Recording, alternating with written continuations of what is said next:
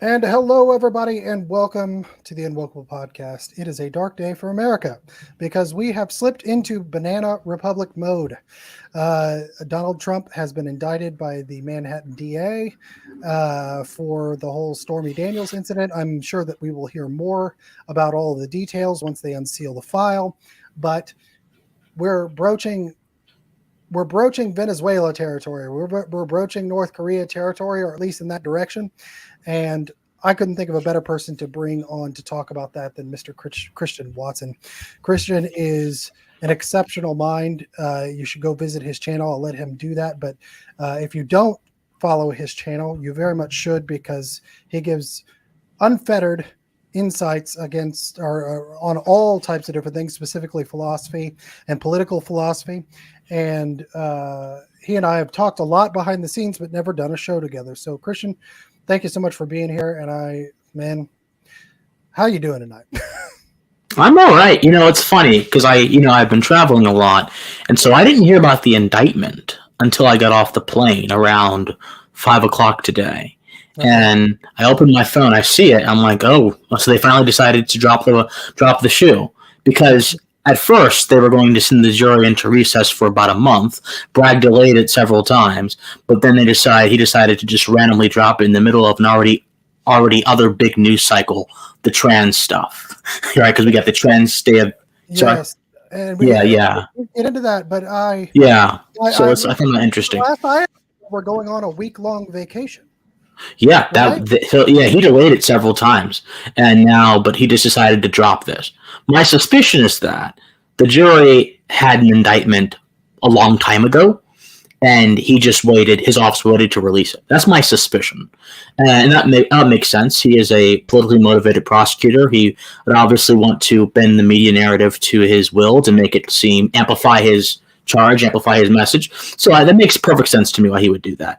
But it's unfortunate. I'm not particularly surprised, because we kind of knew this was going to happen. I mentioned on Twitter that we kind of knew ever since Trump announced that this is going to happen a few weeks ago. We kind of knew it was going to happen. So I'm not necessarily surprised, but I am motivated. I think that we really just need to begin looking not just at this one thing, but using this one thing as a broader way to address the problems within our criminal justice system. The fact that you have law enforcers and prosecutors who have immunity, basically, and are able to, under the power of statute, do certain things without being able to be easily challenged by an individual American. So, for example, police officers have what is called qualified immunity, which is a legal doctrine that says if there is not a case in your jurisdiction that is similar to the claim you're trying to bring, you cannot bring it. So if someone hasn't sued a cop for the particular thing that you're claiming they did in your jurisdiction, you can't do it. So it essentially makes it incredibly hard to hold police officers accountable if they do things that are not necessarily good. The problem is the left has kind of hijacked the criminal justice narrative. They have hijacked it entirely. They've pushed for no cash bail. They've pushed for releasing violent offenders. They've pushed for giving syringes to drug addicts, which contributes to the social deterioration of particular places and cultures. They have pushed for things. They've hijacked the narrative and pushed for things that are objectively bad for society. But I think the right has the ability to come in with addressing the corruption of the FBI, with trying to hold more law enforcement accountable through common sense, reasonable measures, things like that. Because both the left and the right do agree that there are problems with our law enforcement system. We just approach it from two very different paradigms. One says defund the police. The other says, no, we need the police. Let's make them better. So I think that we have to look at that seriously, because this is a symptom of a broader system. Prosecutors have been being corrupt and charging people with things for decades. Prosecutors, it's so well known that almost like upwards of 90% of federal grand juries will indict. If a prosecutor wants them to indict, they just indict. And most people don't go to trial. Most folks set a lot of court plea deals, and a lot of innocent folks take plea deals that are bad for them on the risk of being locked up for decades. That has to change. Let's talk about that for a second, because today you had a release of the QAnon shaman from January 6th. Chansley. This goes right into what you're talking about, right? Because what you did, if the government wants you, they're going to get you. I mean, that's if they want to prosecute you, they have some words like I think you said in the 90s of a conviction rate. Okay, when we're talking about the federal government, and so they went after this guy, scared the living, out of him, and forced him into a plea deal that if he would have been able to actually go to trial, or if he'd have chosen to go to trial, they'd have lost. Because then they would have had to have discovery on those tapes, which means they would have become public record. All of those kinds of things. So it was in the government's best interest. So the government, whether their district attorney, right? So their version of the DA, right? Going after QAnon shaman is basically scaring the pants off of him because they know that the case is not as strong as the public was made to believe it was against him. And now he gets released. I mean, I've never seen something so fast. Tucker Carlson starts talking and showing these tapes of him walking around, being escorted around by police officers through the Capitol to the Senate chamber or the House chamber. And within weeks, he's just let go. I mean, let go. And I didn't think that would happen because he took the plea deal. But this goes into the broader subject of what you were saying is that DAs, whether they're federal attorneys or district DAs, are uncheckable. They have the most power of any individual within their jurisdiction because they can indict anyone. And the old saying, it takes a district attorney can indict a ham sandwich if they want to, right? And I think what we're seeing, I think the parallels here are very interesting. To see the QAnon shaman released and to see this indictment come out in the same day is kind of fascinating. But I can't help but feel, man, that we're ants in a jar and we're being shook up. Yeah, you know what I mean? It's like all of this at once, and it's happening during all the trans issue, which we can get into. But let's talk about, because I agree with you when it comes to criminal justice reform, or at least when it comes to the right kind, not the hijacked version. Well, here's the problem, because we see a lot of Republicans, like my own governor here in Oklahoma, who has implemented a lot of criminal justice reform, but has done so more toward the left leaning of things. He released a bunch of violent criminals at one point. And so we see Republicans being kind of struggle sessioned, if you will, into accepting kind of social justice version of criminal justice reform that is leading to less safe spaces. So there's that end of it. Then there's the Kabuki theater, the Banana Republic of the QAnon shaman, and now Donald Trump, former president of the United States.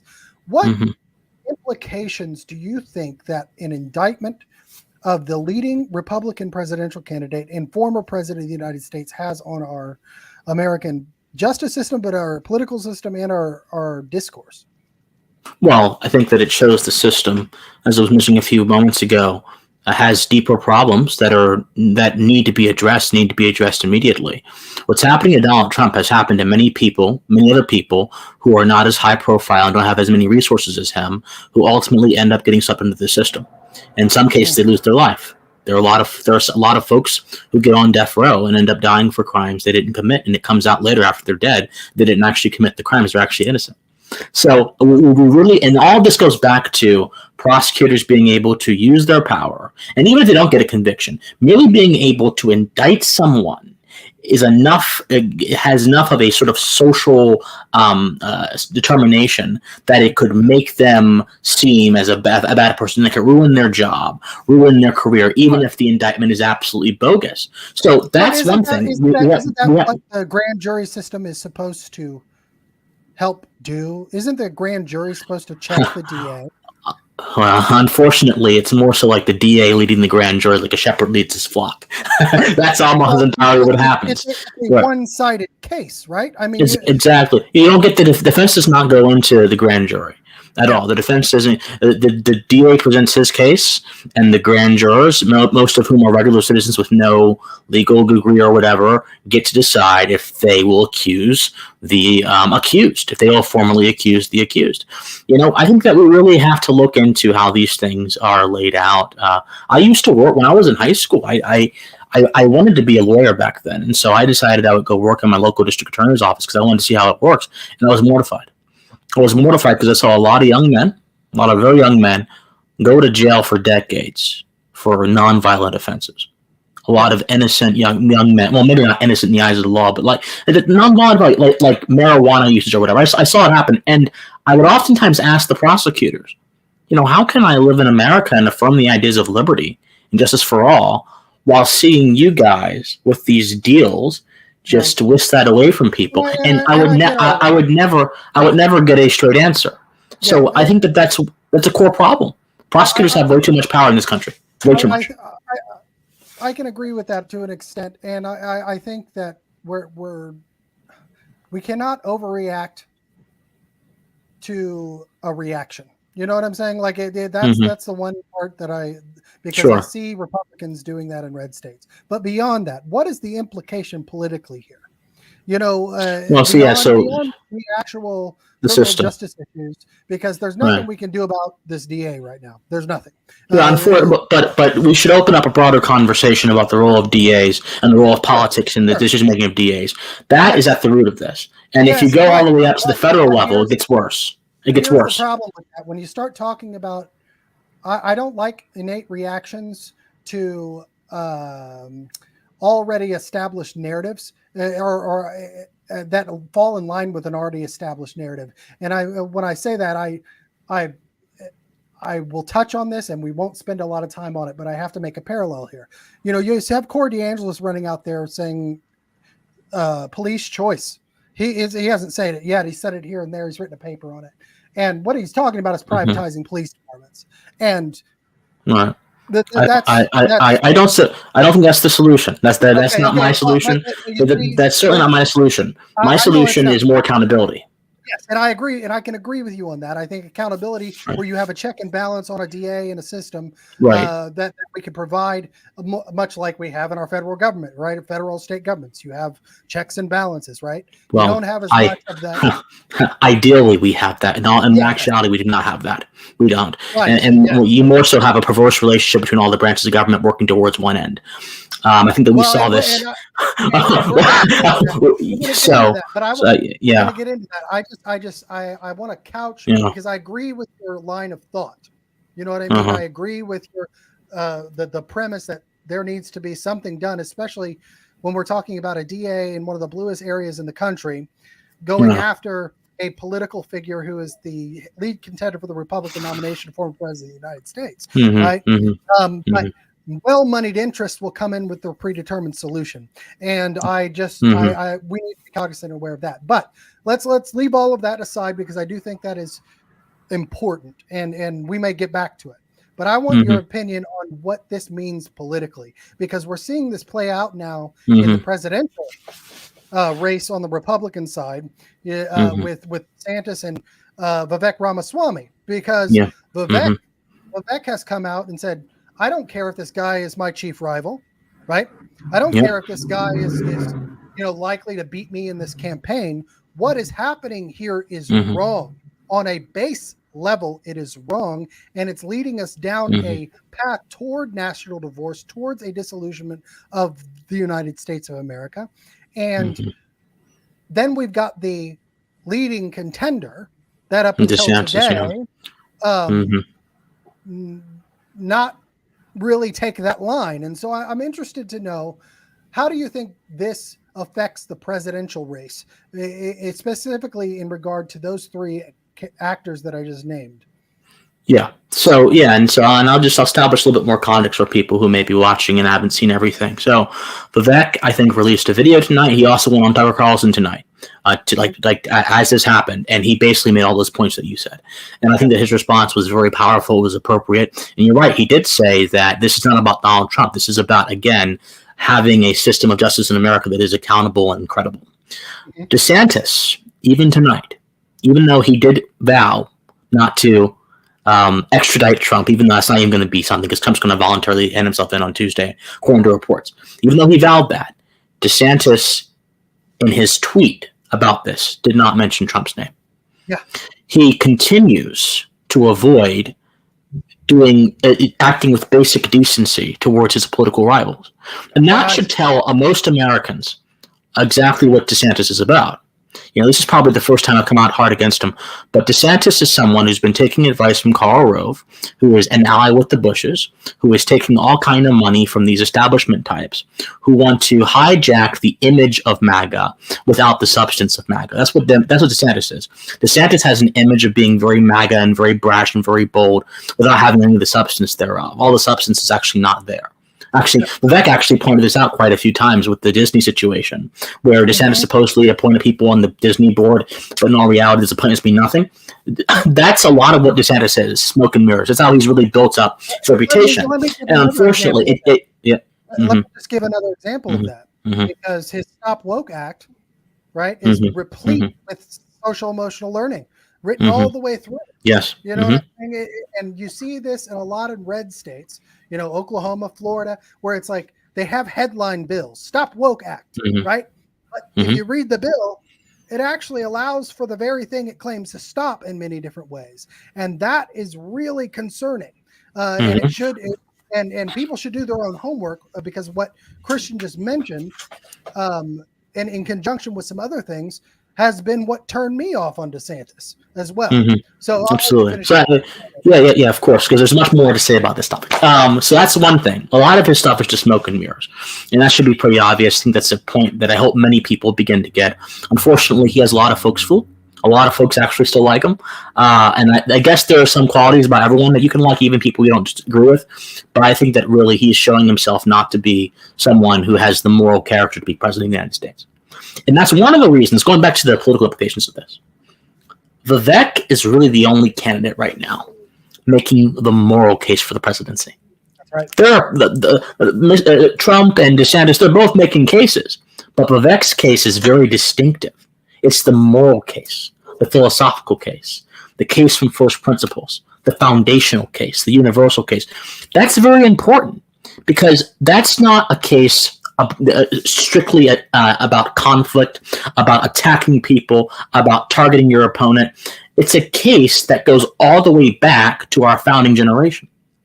That's what matters. And so I think the fact that Vivek is making that case, he's going to be able to appeal to a lot of the MAGA folks who may still really like Trump, but may also be ready for a fresher face, right? We're seeing this phenomenon on both sides. So a majority of Democrats have said they like Biden, but they want someone else to be the nominee. And we're seeing a similar kind of thing over on the Republican side. And I think that Vivek, with his appeal to morality and principles, is really positioning himself to do that, especially when it comes to issues like this that are divisive. Whereas DeSantis won't even mention his name, because he's being guided by political strategists from the 2000s that don't really care about principles. They care about pushing their dynasties through different names. The Bush dynasty, if DeSantis got elected, would continue through him. Easy. So that's another thing. So first thing is that DeSantis has shown his character through this. Second thing is that Vivek's appeal to the morality and the principles of America shined through in this case, which I think would be very good for him to appeal to people in a more general sense, excluding those people who like MAGA but want a different face to MAGA. I think those are the two prominent political things. Oh, and the obvious one, I didn't even want to mention this because it kind of is assumed, but the obvious one is Donald Trump is vindicated by this. He's been telling people that he's been persecuted, he's being attacked. This confirms that. This gives him more credibility and staying power with his base, and this mobilizes his base even more. We're going to start seeing, the more the Trump base and the Trump influencers get even more emboldened by this. And you may even see more people sympathize with Donald Trump because of this. Because really, I think most Americans, a majority of Americans, don't have a sophisticated or political consultant type understanding of politics. Yeah. They just want what's best for their country. And seeing this to the ordinary American would look clearly like an example of what's going on wrong with the country. So I think that it's multidimensional, but I think that there's a lot going on here that's going to benefit Trump and Vivek. DeSantis, I'm not so sure. I don't know. I don't think so. Here's the thing about DeSantis, and I wanted to bring this up because today DeSantis filed the bill basically to make it legal for him to run for governor while still staying governor in Florida. And for those who may not know, it's actually against Florida law for him to declare as president. He would have to resign within a certain amount of time in order for if he were to declare a run for the presidency. And so I think it's interesting timing that this was filed today. And where you have a bunch of different stories going on, not just the Trump indictment, but it appeared to be filed after the indictment came down, which, again, you were speaking about DeSantis's moral character, right? Yeah.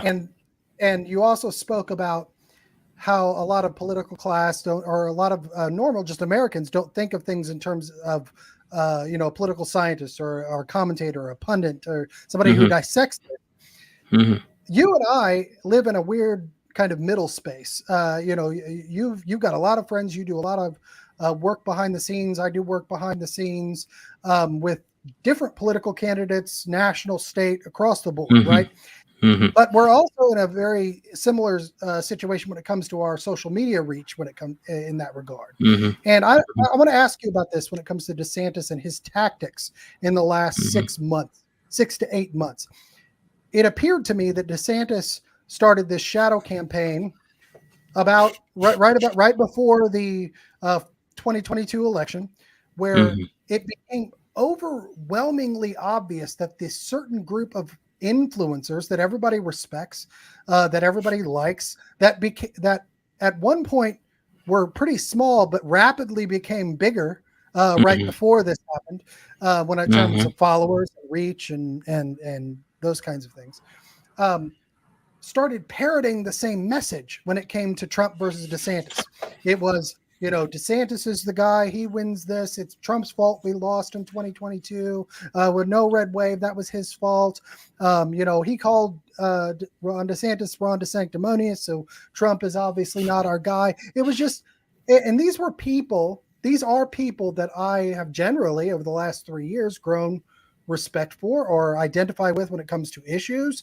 But it really turned me off very quickly because I knew I was dealing with a manufactured narrative. And DeSantis was able to kind of sit back and just be like, oh, I'm not running. I haven't declared, right? But there's all this behind the scenes happening. And that was what turned me off. That's what gave me the indication that maybe this is not the moral figure, so to speak. And when you talk about Trump, you can't really call him a moral figure. But Trump, the one thing I will say about Trump is that when he hits you himself, right? He's going to come out and do, he's going to punch you in the mouth himself. He's not going to have a dozen other influencers punch you in the mouth and be like, I don't know what you're talking about, right?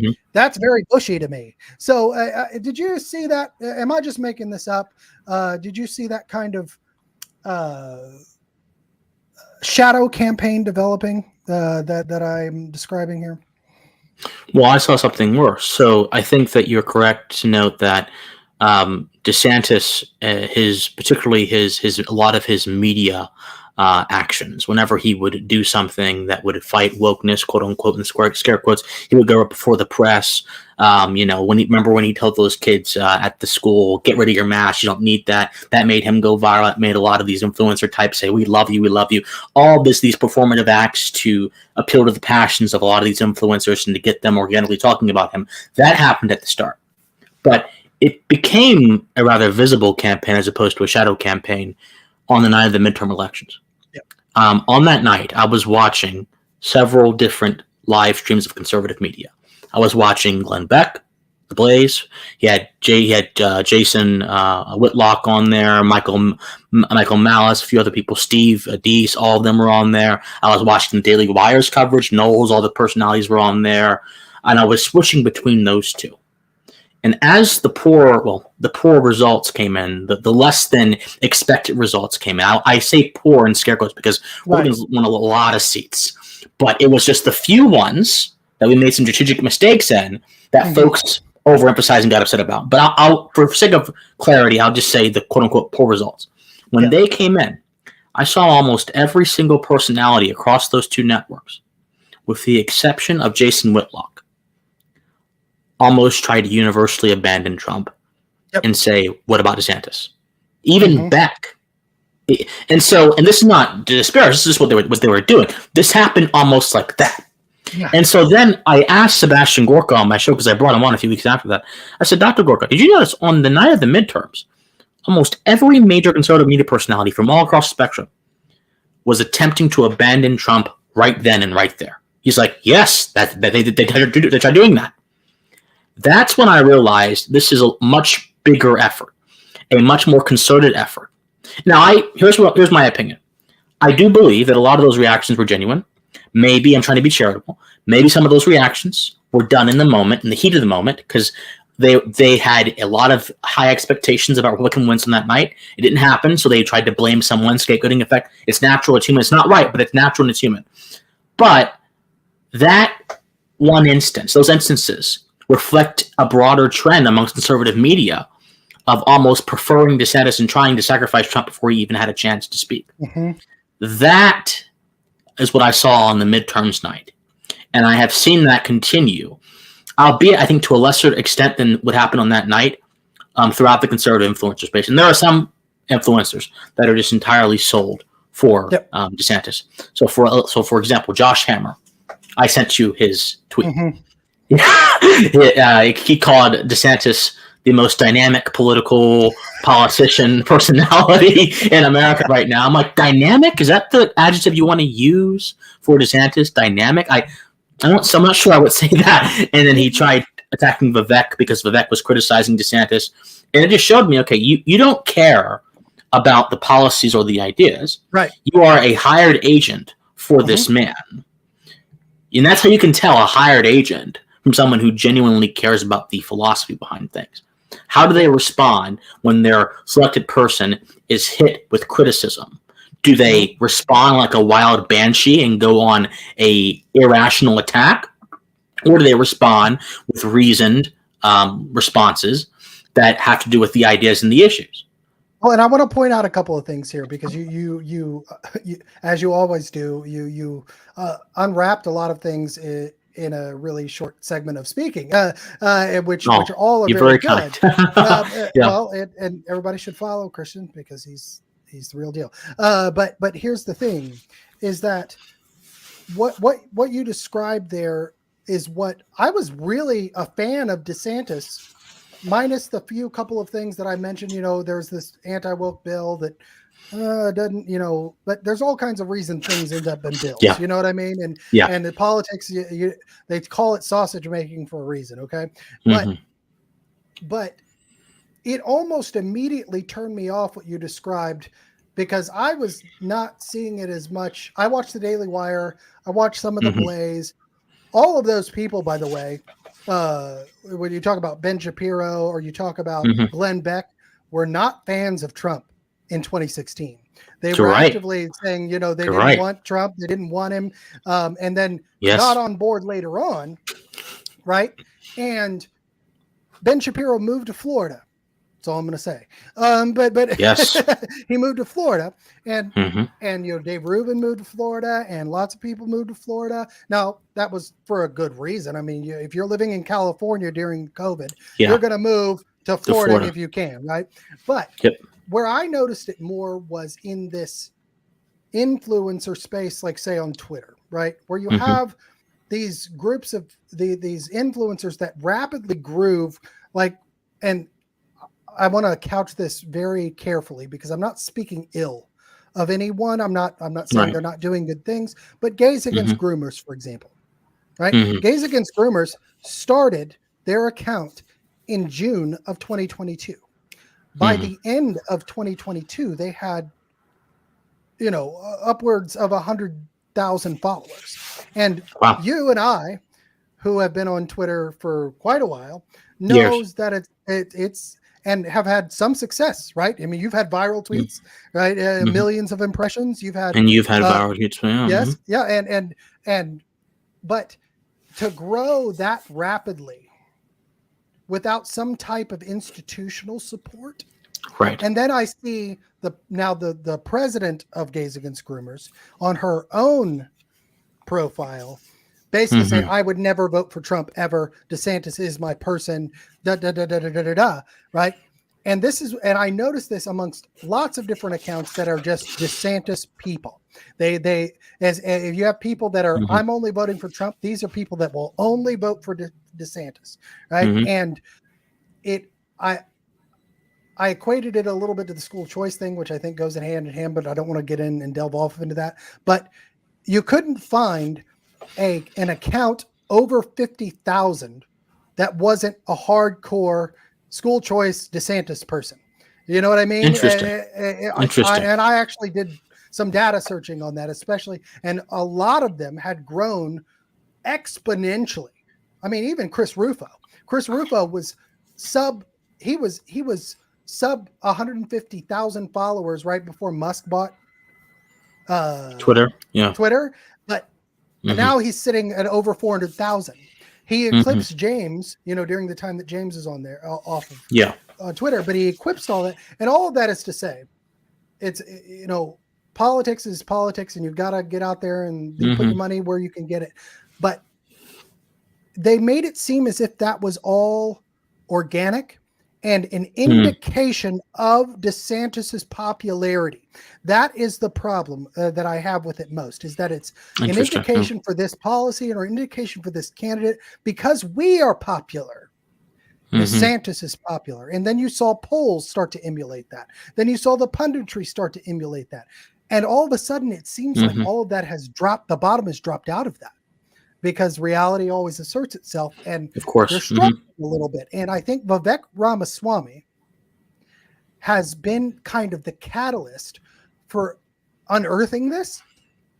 And because he came out and just said, I'm going to tell the truth. Whether it came to the Trump indictment or it came to, Silicon Valley Bank, or it came to any number of the issues that he's led on, right, since he announced for president. He came in and just cut all of the bull and said, nope, this is what's happening. And DeSantis's world had spin. They just saw them lose their mind. You saw them attacking Vivek, saying he's somebody is, a WEF agent, which is just apps. I have to say nonsense.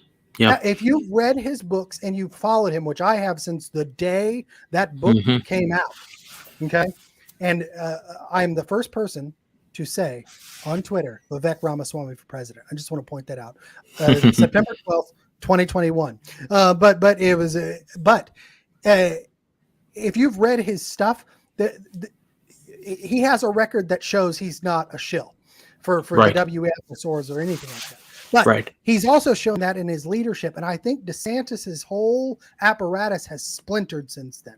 Has that been your view? Have you seen that as well? Yes.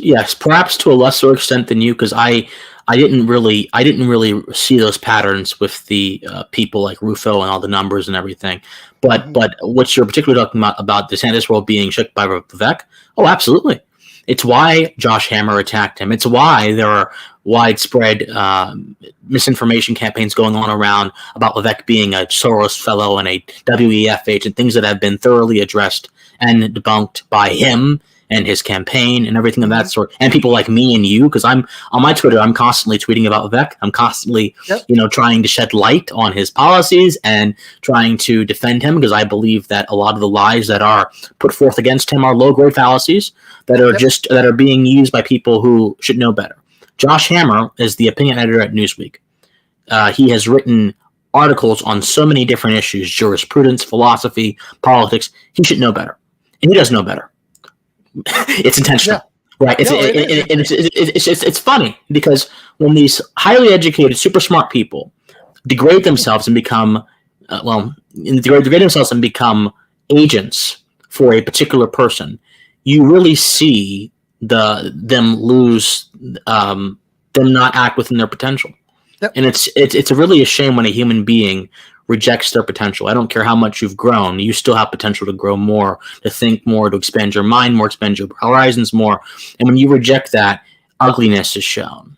There's a certain kind of ugliness that's shown. This out is that I kind of jumped on the Vivek Ramaswamy train, but I want to point this out. I was wanting him to run for president 2 years before he announced he was running for president, before I had ever had a direct conversation with him, because of his ideas, because he connected ESG. He connected for a lot of us. He connected ESG and how to fight it and what it was. And he wrote the book on it. Yes, he wrote the book on stakeholder capitalism, ESG, all of it. He wrote the book. And if you have criticisms for him and haven't read that book, I'm not going to respect any of your criticism. He wrote the book, because you don't know what you're talking about. But I will say this is that I don't agree with Vivek on everything. I have some issues when it comes to the school choice thing, and he seems pretty on that train. But he's also smart enough to know that maybe, hey, there might be some issues there that we need to address. Right. And my thing is, you want to have a president that actually knows these things, as opposed to just repeating the talking points that Chris Rufo gives you. Okay, but again, there's that aspect of it. But I completely agree with you that I've seen so many people just fall into these camps. And it's not just DeSantis people. Jack Posobiec blocked me the day after Vivek came out for president. I was on Timcast the day after that. And he blocked me because he was basically parroting, who is this Vivek guy? He's a WEF guy. And I went right after him. And so he engaged with me. I provided him evidence, and the next thing I know, Jack Posobiec has blocked me, and I wasn't rude to him. So it's not just DeSantis people we're shilling on. There are Trump people out there too that do the same thing, right? And of course, and I appreciate your comment on that we all need to, if Vivek comes out with something that I don't agree with, like I have an issue sometimes with him using the word nationalism, because I think that means something, somebody could probably speak to this more intelligent, when you talk about the post-liberal movement, have embraced this word nationalism and taking it to mean something that Vivek doesn't take it to mean. Right? But I have issues with that. I have issues with this.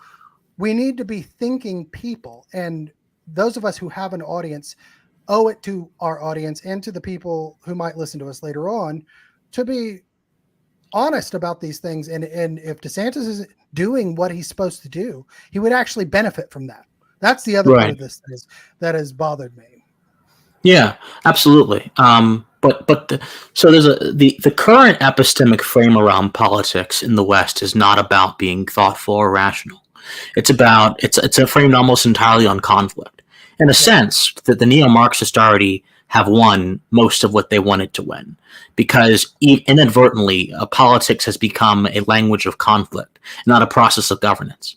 Right. The process of governance, if it's bound by correct principles, will have some tension, obviously. Even our founding fathers, there was a split between the Federalists and the Anti-Federalists. Patrick Henry did not go to see the Constitution get signed because he hated it. He wanted more localization, more freedom, all kind of stuff. But there was still a common baseline upon which cooperation could happen.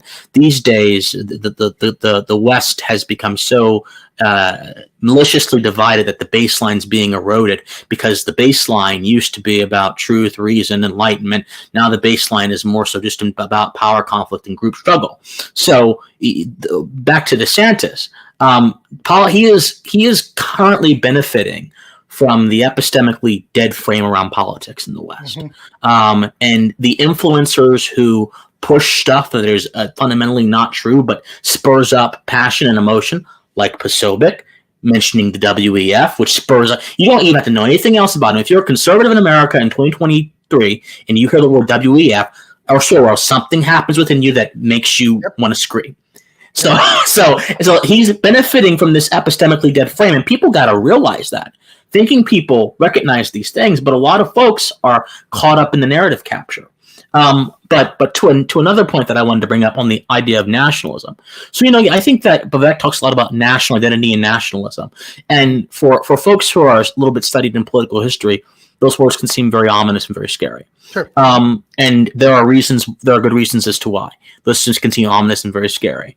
You look at Giovanni Gentili, Doctrine of Fascism, one of the first things he talks about is how the individual man does not exist. The government, the state, is the sort of grand concept that assumes all existence, right? Hitler had this idea of Aryan nationalism. A lot of movements in America that reject the founding vision had this idea of this national identity, this collective, right? And obviously, national identity, as all those people have put it, presumes the collective as opposed to the individual man, which is why it's fundamentally a wrong starting point.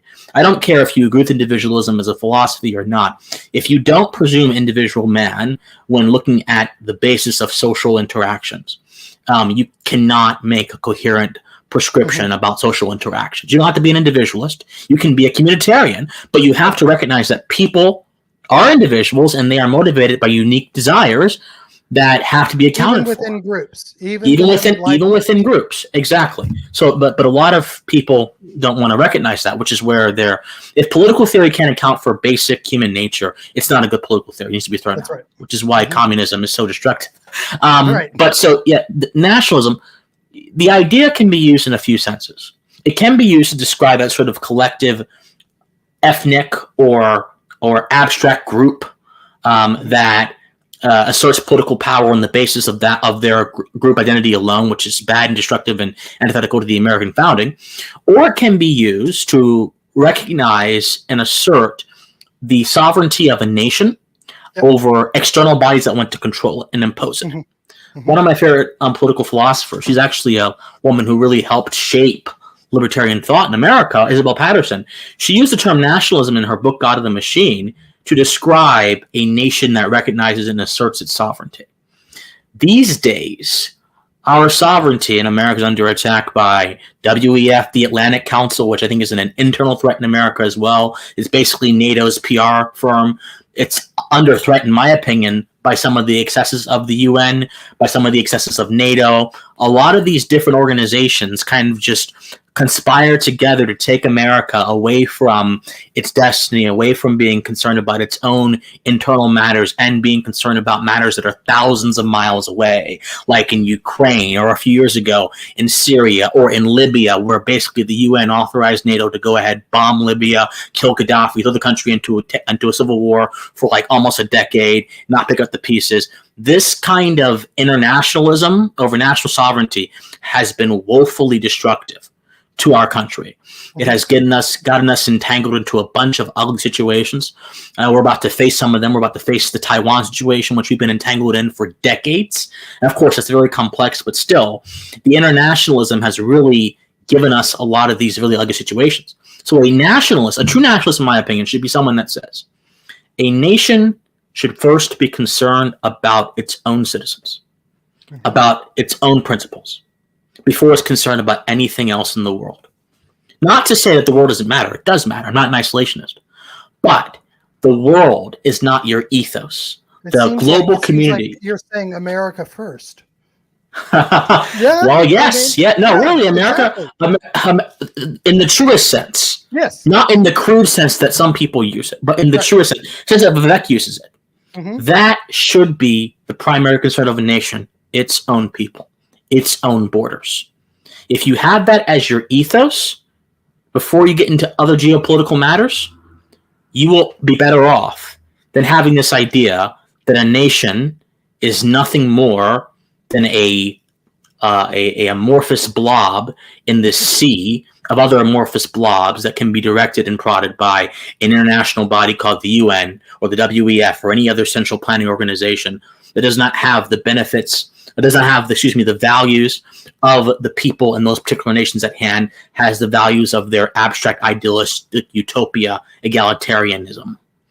Imagine this. The UN, I'm going to go a little bit of rant here, was established after World War II, I think. It was established to foster global cooperation. But ever since the UN has been established, we have been essentially in two Cold Wars, the USSR Cold War and the Cold War we currently have right now with China, which is, I think is arriving at to be even more destructive than the USSR Cold War was. We've been in several other armed conflicts, right? So you've got Kosovo, you've got Kuwait, you've got Afghanistan, the Soviets invading Afghanistan, you have Libya, You have Iraq. You have the United States invasion of Afghanistan. Even though the UN has been essentially has been pushed as this peacekeeping body that facilitates discussion, it's actually been behind some of the most destructive acts in recent times. The UN resolution 1970 something authorized the death of Gaddafi. They said, "Okay, guys, go in, bomb Libya," and NATO jumped in like that and did it, as if they're the police enforcement arm of the UN. Mm-hmm. So, if the nationalism that people talk about means taking back American power and interest from groups like that, I'm all for it. Right. If it's about the crude national identity that puts faith in this abstract collective, I don't support it. No national American supports it. Yeah. Let me play devil's advocate. Well, and let me give you my standpoint on this, because I listen a lot to Michael O'Fallon, right, or to James Lindsay, who have sounded the alarm on this kind of Christian nationalist. And when you talk about Michael O'Fallon, you're talking about a Christian, right? Yeah. James is not, but they're talking about, and I've seen this too in a very red state, where you have this kind of separatist movement that's pushing national divorce, that is saying we need to remove ourselves, which again, you mentioned earlier is, we're kind of doing exactly what the left wanted us to do, because in 2020, what was their creed? Disrupt and dismantle. Well, it appears to be that the left disrupts and the right dismantles. Right. And so that when you talk about, it's a very apt description. Yeah, it is. And that's the dialectic, right? It is thesis, antithesis, synthesis. Well, synthesis being, the predetermined solution in whatever situation you're talking about. And you see this national divorce narrative pop up. And what I said on Timcast, what I know Vivek has said, and what he said on my show was, the only thing preventing the WEF, the UN, China, CCP, and all of that from actually achieving their goals is a United States of America. It is the Constitution of the United States of America that gives the power of the government to the people, right? Of the people, by the people, for the people, right? That is the ethos in the groundwork of the American experiment. And that is the nationalism that it's almost, they're trying to pejorativize it, trying to demonize it, and be the left's caricature of what nationalism is. And that's what I think James and Michael have been for a long time warning against, is that this kind of reactionary portion of the right is, whether you want to call them controlled opposition or just reactionaries or post-liberals or whatever you want to call it, they're going to come in and try to dismantle what the left has disrupted. They are the Hegelian answer to the postmodern, thesis of the left. And I know you did a whole series on post-liberalism. Still doing it. I just paused halfway through. Still doing it. Yeah. So speak to that for a second, because you just spoke to, you agree with Vivek's viewpoint of nationalism, as do I. I prefer calling it Americanism. Me too. It's better. Less bad connotations. Right. Well, but I think it's more descript. It's more accurate to what it is that he means. You know what I mean? It's what I mean is that I am an American. I believe in the foundations of my country. I believe in what my country was started for. I believe that our country is still the shining city on the hill, regardless of our problems. I believe that the better America does, the better the world will do. And so, but let's talk about this other aspect a little bit deeper, this post-liberal kind of movement, which I think, I'm going to be honest, I see that in the DeSantis world. And I don't want to say DeSantis is a post-liberal. Okay. I see it. Let me just say this out. I see it in more the Bush world, right? When it comes, because I see post-liberalism as an answer, or a globalist answer to, whether you want to talk that there's global Marxism or global capital or communism, then there's this global fascistic kind of thinking, this kind of uber right, pushback against that. And we're kind of America's kind of stuck in between it. You know what I mean? Thoughts on that, because thoughts on whether or not that's a correct assumption from your delving into post-liberalism, and what is post-liberalism? as well. Okay, yeah. So I want to address those two things, but before I do, let me talk about Christian nationalism for a little bit. Okay. I'll touch on it for a second. Because I've seen a lot of James work on this, and I delved into this a little bit on my channel many months ago.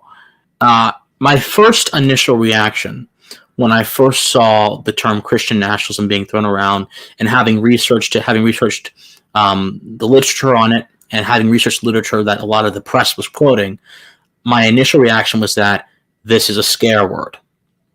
Okay, then people actually began saying it. Marjorie Taylor Greene actually began saying it. So I cringed inside, because I'm like, guys, this is literally a scare word. One of the most cited works on Christian nationalism, which was written in the past few years, I forgot what it's called. Come back to me eventually.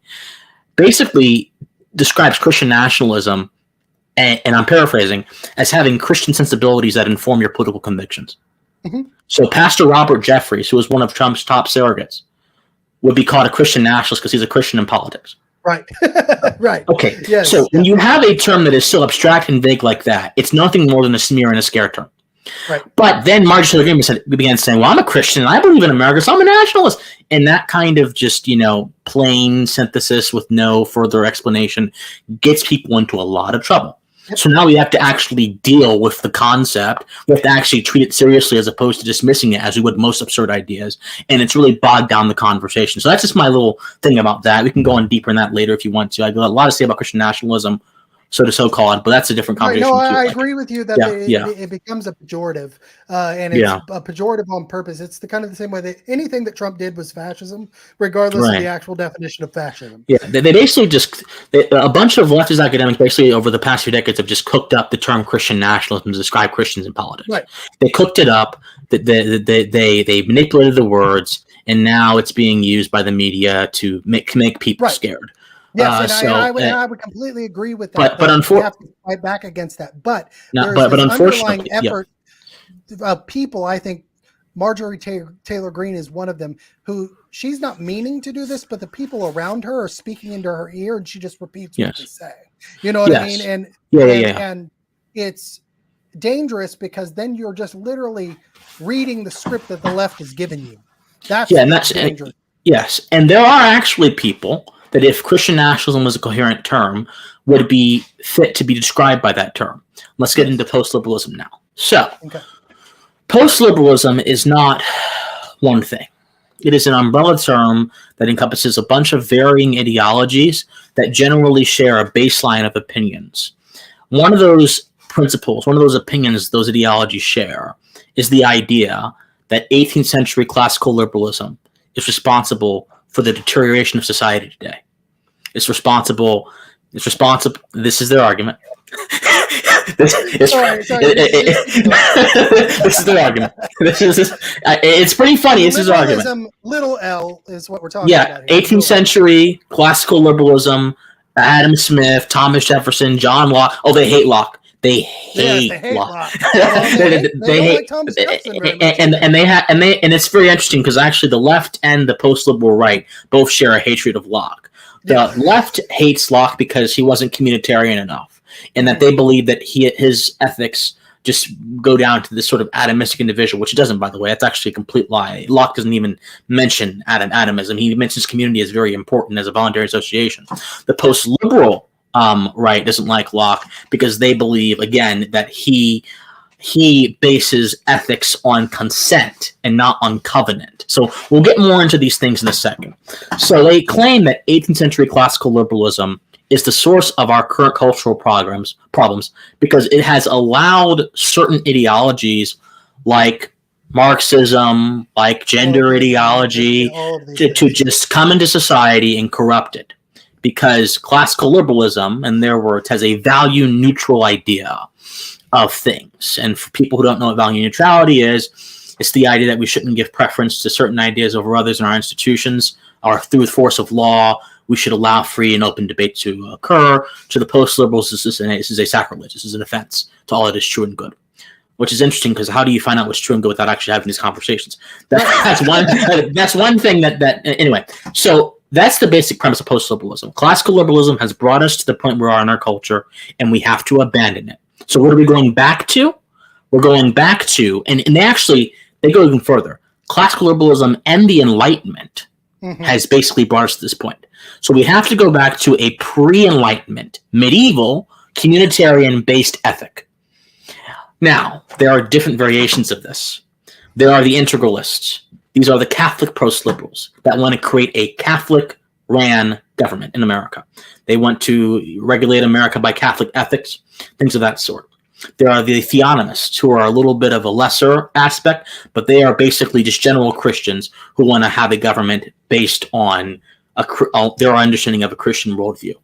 Then there are the sort of secular not secular, but the sort of different post-liberals that are more, it's like Yoram Hazony, one of the leading post-liberals, is an Orthodox Jew, who also want to go back to that medieval ethic, but they don't have a particular religious dimension they want to bring it into. They just want to put the emphasis back on the community and the common good.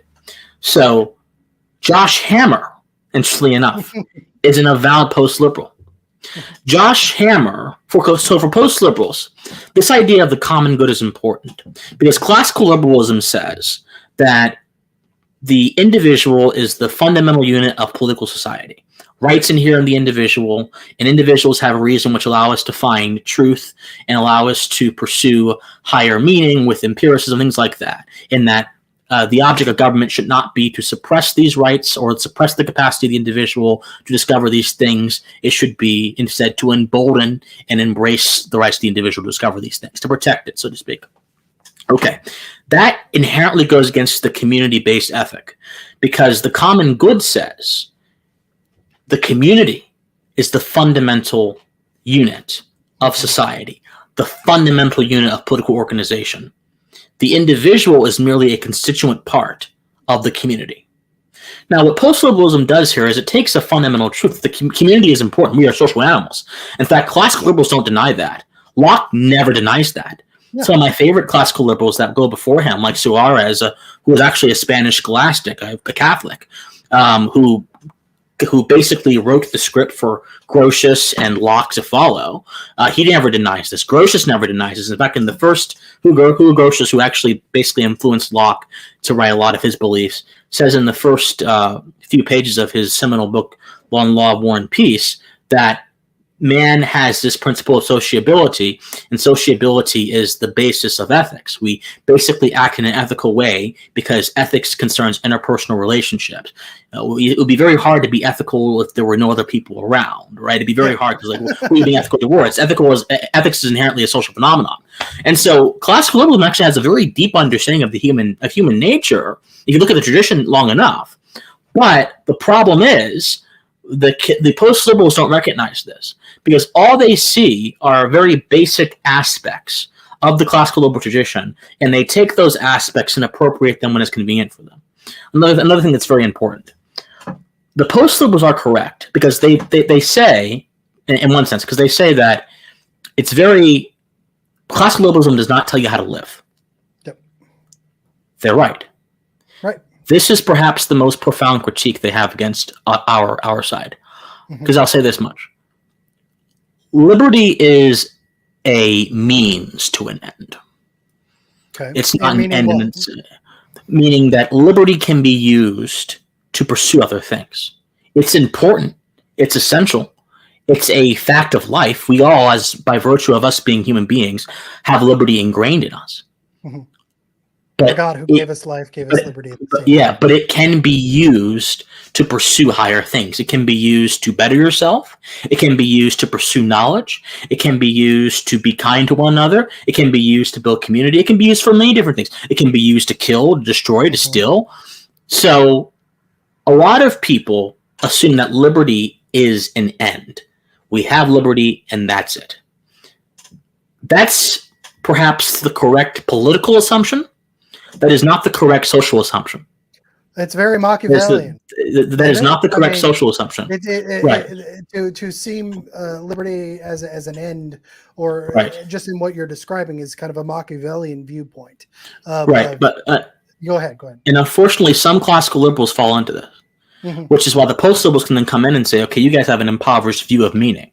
Yeah. Because the post-liberals will say that classical liberalism as a political philosophy doesn't tell us the best way to live. It allows all these different ideas that corrupt society to come in and therefore undermines itself. Popper called it the paradox of tolerance. How does a tolerant society tolerate the intolerable without undermining itself? And how does it go against the intolerable without becoming intolerant? This is the paradox, and it's a very complicated question, supposedly. I'm not sure it is entirely, but this is the basic problem that a lot of open societies have. And this goes back to what we call in ethics a thick versus thin conception. So in ethics, a thin conception is basically a baseline of beliefs that are necessary and sufficient. A thick conception is that baseline of beliefs, but a bunch of other things added to them to enrich them. So let me give you an example. Someone with a thin conception of ethics, let's say a classical liberal, may say it's important that the government does not interfere in the private sphere so as to ensure liberty is not transgressed. It's important for the government not to transgress upon individual liberty, as is properly understood. One's rights, life, liberty, property, whatever.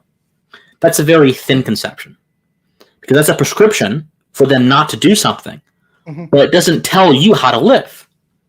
A thick conception may say, okay, the government shouldn't do that, but you have a duty to be heroic, to be virtuous, to be kind, to be noble, to abide by the golden rule. Essentially, classical liberalism is a worldview that doesn't really give you instruction on how to live your life. It just gives you a baseline on what is necessary for life to be lived.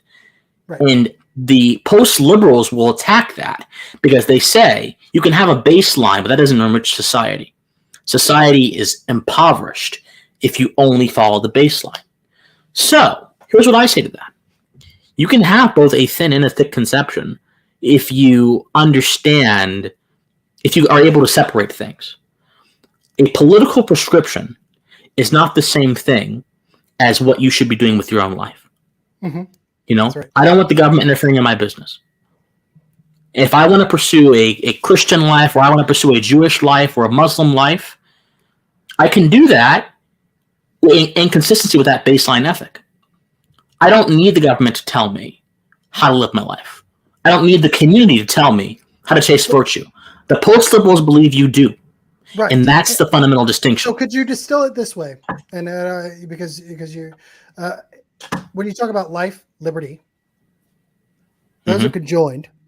God, you know, if you take Jefferson, God gave us life, gave us liberty at the same time. Yeah, correct. In the pursuit of happiness, right? But how you pursue happiness, as long as you have the baseline understanding that you do not infringe upon the others, the individual's life and liberty that are around you, you know, the concept that my rights end where your nose begins, right? Then your pursuit of happiness under a classical liberal, under a mindset is to do and live amongst that ethic to the ends of your happiness, as long as it doesn't infringe on those around you. Right? Correct. And the post-liberals believe that's what's gotten us into trouble. Because people can then decide what their own idea of meaning and value is. It's not, in their opinion, rooted in anything concrete. Which is why many of them propose... Within the post-liberal society, then, you have different diverging viewpoints within that sect of... on what that means. On what that means. Right. So who's going to prescribe what this is, right? Good question. As opposed to, and I think that's where lies the problem, right? Is that, and that's why I see a lot of Hegelianism here, you know, where it's like you've got the Hegelian right. That's when I think of post-liberalism, I think of this, you know, and when we talk about Hegelianism, this kind of what the dialectic, right? Right, the dialectic, the Marxist, what birthed Marxism. If you look at the underlying tree from Marxism to Mao and communism, right? You can follow that, right? But there's also a line from Marxism to Sorel to Mussolini and Hitler, right? I mean, they're birthed from this same kind of Hegelian. They're all collectivists. They're all collectivists, and they all have an abstract and determinist view. And it seems to me then that what you're describing, that the post-liberals have a collective mindset that they believe they should prescribe the pursuit of happiness, right? Yes, or more so, they believe that certain pre-Enlightenment medieval ethics, like the common good, should do that. So a lot of post-liberals love Aristotle. A lot of them like. And look, I like Aristotle too for different reasons, though. Yeah. And Aristotle says in the Politics or the Ethics, I'm forgetting which one. He says that someone cannot pursue virtue without community. Mm-hmm. The post-liberals take that and turn it into a political prescription, as Aristotle did too, by the way. Aristotle, they didn't have a conception of individualism in ancient Greece. That wasn't a thing. Socrates literally said, "My city wants me to die, I will die." So individualism wasn't a thing back then. So right. Aristotle basically had a community-centered idea of what is right, wrong. You pursue virtue within a community, and the community governs society. This idea of individualism really comes a little bit later, like a little bit before the Enlightenment, and then during the Enlightenment, it explodes and creates this crescendo of energy that no one's ever seen before called America, right. which revolutionizes the world. So individualism is a relatively new I don't want to say it's a new idea because it's always been around internally, but it's the recognition of it is a rather new phenomenon, so to speak. Mm-hmm. So, but the post-liberals say, no. That point upon which you say value rests in the individual man and not in the common good, not in things that go beyond him, like the common good in society, is the moment he can then therefore create his own meaning. He can reject truth. He can say he is a woman if he's really a man. He can be degenerate in public. He can pursue vice, yada, yada, yada, according to their worldview. Mm-hmm. And, at some point, I understand why that argument becomes convincing to people. Because a lot of people react to exhibitions of vice in very disgusted ways. Yeah, mm-hmm. Yeah, a lot. In fact, conservatives tend to act more with disgust than progressives do, generally. That's actually a phenomenon. Depending on what the political winds are blowing, right? But yeah. So the postmodern sensibility or the woke sensibility, if you will, is a pursuit of power, no matter the value, right? Yeah, of course, it doesn't matter. Absolutely. But absolutely, that's why I've kind of described the kind of post-liberal movement or that Hegelian right, if you will, as more of a rational Machiavellianism that they'll use these ends or these means to justify these glorious ends in their minds. And what that reminds me of, Christian, I don't know if you dealt into it, but the concept of benevolent despotism. Right? Plato was a big proponent of this. Let's take this a little. He was a big proponent of this. For example, so I'm a music person. I'm doctorate in music, so I do a lot of work on Beethoven, and he was a birth of the Enlightenment in music. But he grew up in what was called a benevolent despotism. He in Austria, and what that was under Frederick the Great, I think is what it was.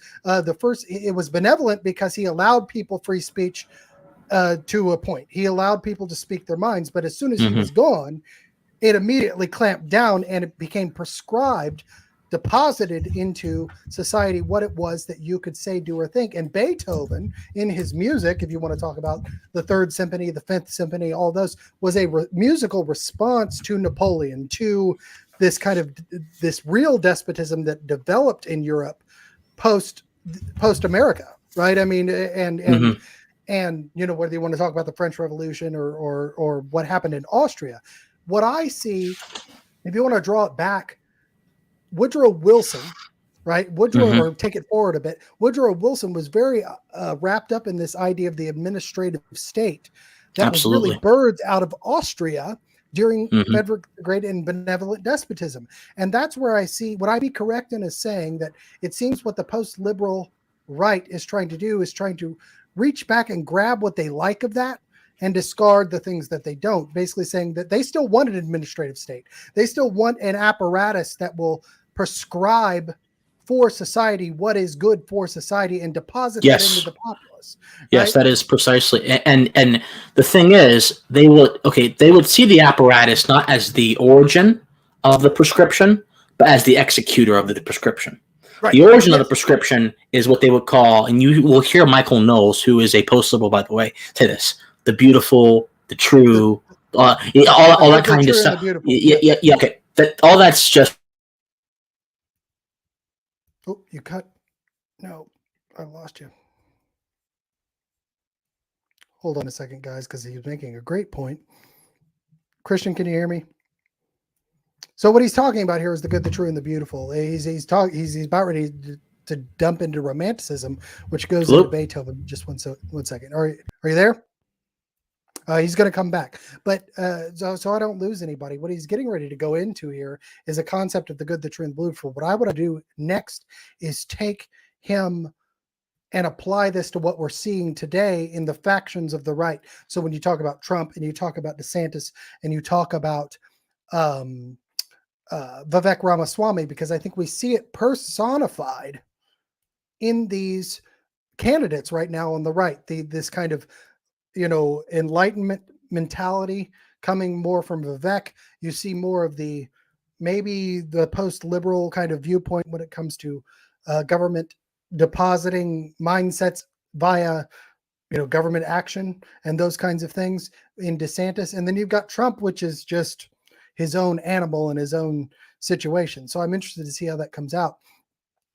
Yes, I'm really enjoying it too. So I hope he pops back on here. Oh, there he is. Yeah, sorry, my internet went off for a second, but Okay. where I was, I just explained you were just talking about the good, the true, and the beautiful, and Michael. Yeah. So let's talk about that. So those three things by themselves are all great things that can be considered by people, even in a classical liberal society, right? The problem is those three things, as they are uttered currently, are wrapped up in this sort of collectivist conception of what society is. That's why the romantic communitarian collectivism is what I like to call it. That's basically what they're signal words, right? That mean something in a particular context, which convey something to a particular tribe. They're signal words, like the word cisgender is a signal word. Same kind of thing. So just for the post-liberal right.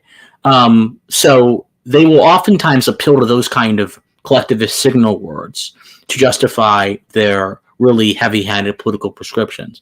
So you'll have the good, the true, and the beautiful used as a signal words. You'll have the common good, which, by the way, political theorists since the Enlightenment have been tearing apart that phrase, showing just how incalculable and impractical, much less how immoral it could be. That is, it's essentially utilitarianism. It's utilitarianism wrapped up with fancy language. John Locke, I think, uses the phrase common good once or twice in the treatise, but he only uses it to describe what is commonly held by individual rights. Locke begins with the individual, and he will use the word common good to describe things that are commonly held, i.e. our individual rights. So he's not pivoting towards that as a basis for his ethics. He's staying with the individual and just saying, hey, we all hold these in common, and therefore it is good that we preserve them. You don't be self-evident. Right? Yeah, absolutely. Yep. So you don't really see this talk of common good amongst classical liberal theorists. It's kind of a little bit weird. You see talk about society and community, but of common good. But you go back before the Enlightenment. You can go back during the Enlightenment, by the way. Rousseau cares about the common good, but that's more of a leftward perspective, right? The leftists care about common good too. Some of the more, what's his name? Michael something. There's a big progressive scholar. His name is Michael something. I forgot what his name is. But some of the more progressive thinkers care very much about the common good in the community, but in a different way. It's very interesting, the parallels between the post-liberal right and the progressives, because a lot of progressives will make egalitarian appeals to the common good on the basis typically of class. It used to be old school progressives used to be class. The woke progressives these days do it on the basis of gender, sex, other kind of classes that are not financial class. Exactly. Old school Wilsonians in like the 1900s, they were more so about class and labor conflict and struggle and things like that. But both sets of appeals, right, to the different kind of common goods, both of them fundamentally reject what's at the bottom of the Enlightenment character of America, and that is that value fundamentally inheres in man as estimated as an individual, as opposed to any group that would assert control over him. Okay, exactly. both conceptions. I've been wanting to have this conversation with you on the channel for a long time. And we actually, and for those who don't know, Christian and I have been talking for a long time. We actually had our own private podcast. I think we talked for like 3 hours about these things, when we unpack this. But I want to take everything that you just described, because what I said while you had popped out. this is where I wanted to take it, because I see this very much right now with this separation that we're talking about, whether it's classical liberalism, little L, Jeffersonian concept of America, right? That kind of viewpoint. And then you see this benevolent despotism, and then there's Trump, which I think is his own animal. But I see this playing out right now in who I believe are the three main characters in the Republican field right now are Vivek Ramaswamy, Donald Trump, and DeSantis. And DeSantis, to me, because Rufo flirts with the line, I believe, of being a post-liberal individual. Oh, he is one. He sold out. He's gone. He's gone. He sold out. I mean, so you had there was a podcast discussion between Rufo and David French. I forgot who hosted it. This was about a year or two ago. It was on critical race theory. And David French, who's more of a libertarian light, I think he's more establishmentarian, so I don't really like David French that much. But he has a lot of the right ideas. He just doesn't express them the right way. He's more libertarian type. He said, "Well, Chris, what about this post-liberal movement? And they're kind of becoming a threat, aren't they? Aren't you worried about them?" And Chris Rufo said at the time, I remember it distinctly. Look, post-liberalism, that's a really obscure academic philosophy being pushed by a set of professors that most Americans really just won't get on board with. A year or so later, he's one. Kind of like a year or so later, he's one of them. Right. Yeah. A year or so later, he's one of them. Well, and so let me just point this out for those that don't know. Chris Rufo is a very much a advisor to DeSantis. He's working directly with DeSantis, and this goes into my whole problem with his fight on DEI, because, as you know, I was one of the first people, at least, to really tack that on. Everything I was saying was about diversity, equity, and inclusion, because I view those offices as commissariats, but they're despotism. It's despotism. It's absolutely, they're depositing what it is you should think, whether it's in the public or private sphere, and then there's a membrane. DEI is the membrane that actually connects the public-private partnership towards one emotional goal, right? And right now, that is Marxist identitarianism, for lack of a better word, or just wokeism, critical consciousness, if you want to use that word. But it is it's CRT, social consciousness. It's all of that. It's all of that. But this is my concern, because I believe the way I'm viewing this right now, DeSantis and his acolytes. So, and there are lots of them. You see them in Yonkin. You see them in Stitt here in Oklahoma. I've seen them actively protect DEI in ways that don't make any sense to me, other than this. The only thing I can use it to make sense. And I can give examples of that. If you want to go see my Substack and things like that, I've talked about this. But where they should have been trying to dismantle it and remove it from, say, the University of Oklahoma, I watched them and have documented active protections, because I believe this. I believe this is a hypothesis, okay? And you can try to falsify this if you want, but that they want that apparatus.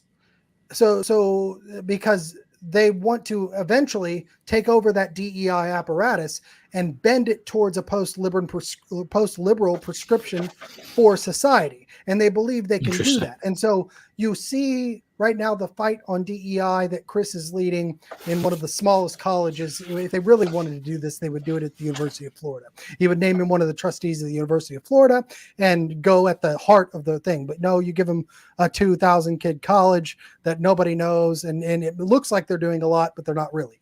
And what it seems to me is that they're shaving off the top of this thing, this DEI. Basically, we're going to get rid of the statements. We're going to get rid of the rubrics. But DEI has pretty much already accomplished what it had set out to do since 2020, which was homogenize these institutions, right? Well, I believe that the post-liberals, and DeSantis represents this to me, and Rufo represents this to me, is that they don't actually want to get rid of it. They want to reappropriate it, right? And say, okay, in these states, we're going to not call it DEI anymore. We're going to reinstitute I mean, they use the word classical education or whatever it may be, and they may really want to do that. I have no doubt that they want a kind of, open-ended, not dictated to education, especially in higher ed, right? I don't believe that in K through 12, which is why I think school choice is a whole different animal. But they may want that, but what they really want to do is to be able to use that apparatus that was built by the left and reappropriate it toward a post-liberal kind of mindset of prescribing the pursuit of happiness, just in a different ilk, right? And that leads towards, if you want to talk about the WEF. And here's the other thing. You had Chris Rufo come out, and I hit him hard on my channel for this, he came out and said, oh, the WEF's nothing to worry about. It's just a conspiracy theory. Is what he said. I remember that. I remember that. I remember he said that, yeah. And he used the exact same arguments to say that the WEF and Klaus Schwab and this thing was a conspiracy theory, and he used that several times, as the left used it against him against critical race theory. He used the same arguments they used against him, and I was just like, okay, dude, you've lost me. And sure enough, he blocks me after that. But because I was saying to him 3 years ago, you can source this in tweets if you want, you need to look at DEI and Title IX, and they're taking this over, and he didn't take on until it all got ingrained into our institutions. And now he takes it on, but it's in an apparatus where he's able to actually control it. That's and that's just one example. And then I see Vivek coming out and saying, really, he sounds like Thomas Jefferson to me. You know of course. He absolutely like he does. Jefferson to me. Sam Adams. Yes. Sam Adams even. Very much this he's not a weak conservative. He's not a libertarian. He's a Jeffersonian. If I a hardline classical liberal Jeffersonian, basically. Right. And that is the mindset of the Republican Party for a very, very long time. When you talk about Lincoln, and until recently, right? Until just recently. And so, would I be wrong in my perception that we seem to have this trifurcation, where you've got Trump, which is his own animal, and we can get into that in a minute, but this bifurcation between DeSantis and Vivek, that you kind of have this classical liberal viewpoint, this Americanism viewpoint from Vivek, and you seem to have this post-liberal benevolent despotism coming from the DeSantis campaign, and the way you've got it right. You've got it. I think you've got it 99.9% right. Oh. I would only yes, because so Vivek, and I mentioned this to you, I think he's one of the strongest proponents of traditional classical liberal Americanism that we've seen in the modern era. And that's not just being complimentary, that's being serious. The fact, number one, that he leads with moral foundations, and the moral foundations he cites are endemic to our founding. Look, many politicians pay lip service to the founding fathers. This guy literally roots the premise of all of his policies in their moral thinking. That doesn't happen. That hasn't happened since Reagan did it a little bit. He played with that a little bit. He played with it a little bit, although I wish he governed like that more. He did some good things, but he played with it a little bit. I can't remember. I think before Reagan, it may have been Cleveland. Grover Cleveland did that a lot with a lot of his, because Cleveland actually vetoed. You saw it from I think the most recent time that Kennedy, in his way of thinking, Kennedy was in his rhetoric, the way that he talked. Absolutely, in his rhetoric. Right, it was very kind of that way, but there's a reason Kennedy was killed. But it's that Reagan, Kennedy, Goldwater at different points, who wasn't president, but yeah, Cleveland did. Goldwater entirely did it. Like his entire moral system was rooted in the founding generation. Goldwater was brilliant. I wish he would have won the presidency. He would have. I think we would have averted a lot of the problems we have today if Goldwater had won in the 60s. But that didn't happen, unfortunately. So Goldwater, as far as candidates go, I mean, Goldwater was absolutely one of them that did it. So, but it's so rare. It's so rare to see that, even in America, a country founded on those ideas. That's why I think the juxtaposition is even more stark, because DeSantis does not do that. No. DeSantis is more so, he appeals to what he believes his basic sensibilities are, what people who support him, what their sensibilities are. We can't have this in our schools. Okay, but what is the purpose of education, though? What is education truly? What is education meant to do?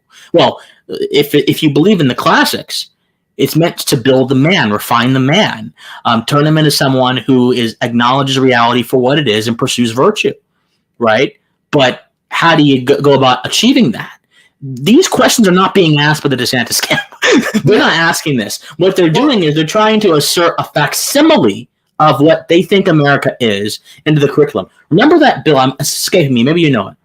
DeSantis passed a Teach America history bill or something like that. He wanted to teach American history curriculum in place of woke curriculum. I think that was the case. Mm-hmm. And this goes back to the idea of the post-liberals rejecting value neutrality. Right. Because a more classical liberal education would say, okay, yes, you have that American history curriculum, but you also have the other elements as well, and they're supposed to be in a neutral setting that is controlled and things of that sort. This is no longer a neutral setting because the left has control of it right now. But the classical liberal frame would say this is supposed to be a neutral setting controlled. DeSantis is saying, forget the neutral setting. I'm just going to do what the left is doing in my own way. Yep. That's why I always simplify it to say it's the left that disrupts, but it's the right that dismantles, because the left is organized, but they aren't rational. You know what I mean? And right. So it's very they're not. You're correct. To actually get in and but the right is rational, and they are deal makers. You know what I'm saying? Yes. They're very much this good old boy system of thinking of, well, we get things done. You know what I'm saying? And and my last conflict with Chris Rufo, who I had a dialogue with for many years and blocked me, by the way, was over a situation that happened here in Oklahoma. And so I'll use this as an example. I broke the story about OU Children's Hospital 5 days before Matt Walsh broke Vanderbilt, and it was a big thing. Libs of TikTok retweeted all this stuff, but I was trying to take it a step further of saying, look, you've got Republicans here who are getting ready to take ARPA money and fund the actual infrastructure for gender ideology or behavioral health or SEL, which is a training people what to think instead of how to think. It is rooted. Now, which direction you take that, you can take it to the right, you can take it to the left, but it's still an apparatus to teach people what to think, not how to think, right? And the right seems to want to do it in order to create a workforce economy, right? It's a workforce solutions. It's everything is building a workforce toward what?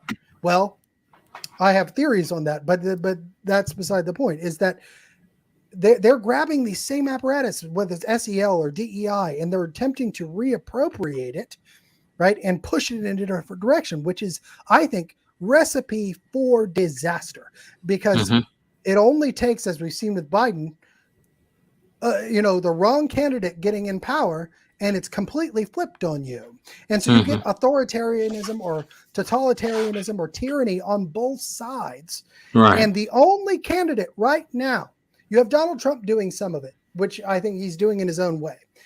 But Vivek has come in and said, "Nuh-uh, I'm going to call out what's actually happening with Silicon Valley Bank and show how this apparatus is actually benefiting both sides of this kind of postmodern, post-liberal argument, right? And I'm going to expose it because that's not American, right? I'm going to go in and say, even though Donald Trump is my lead candidate, or you're my lead rival in this, I'm going to say what they're doing to him is wrong, and DeSantis is actually using it to benefit himself. And that is the point. It's like, people think of politics as linear, but it's not. It's a circle. If you go too far, you're going to end up in the same predicament. Right? Yeah. So about post-liberalism and Trump, I asked Dr. Gorko one time, I said, what do you think about post-liberalism? I kept pushing him on this because he didn't want to answer it first.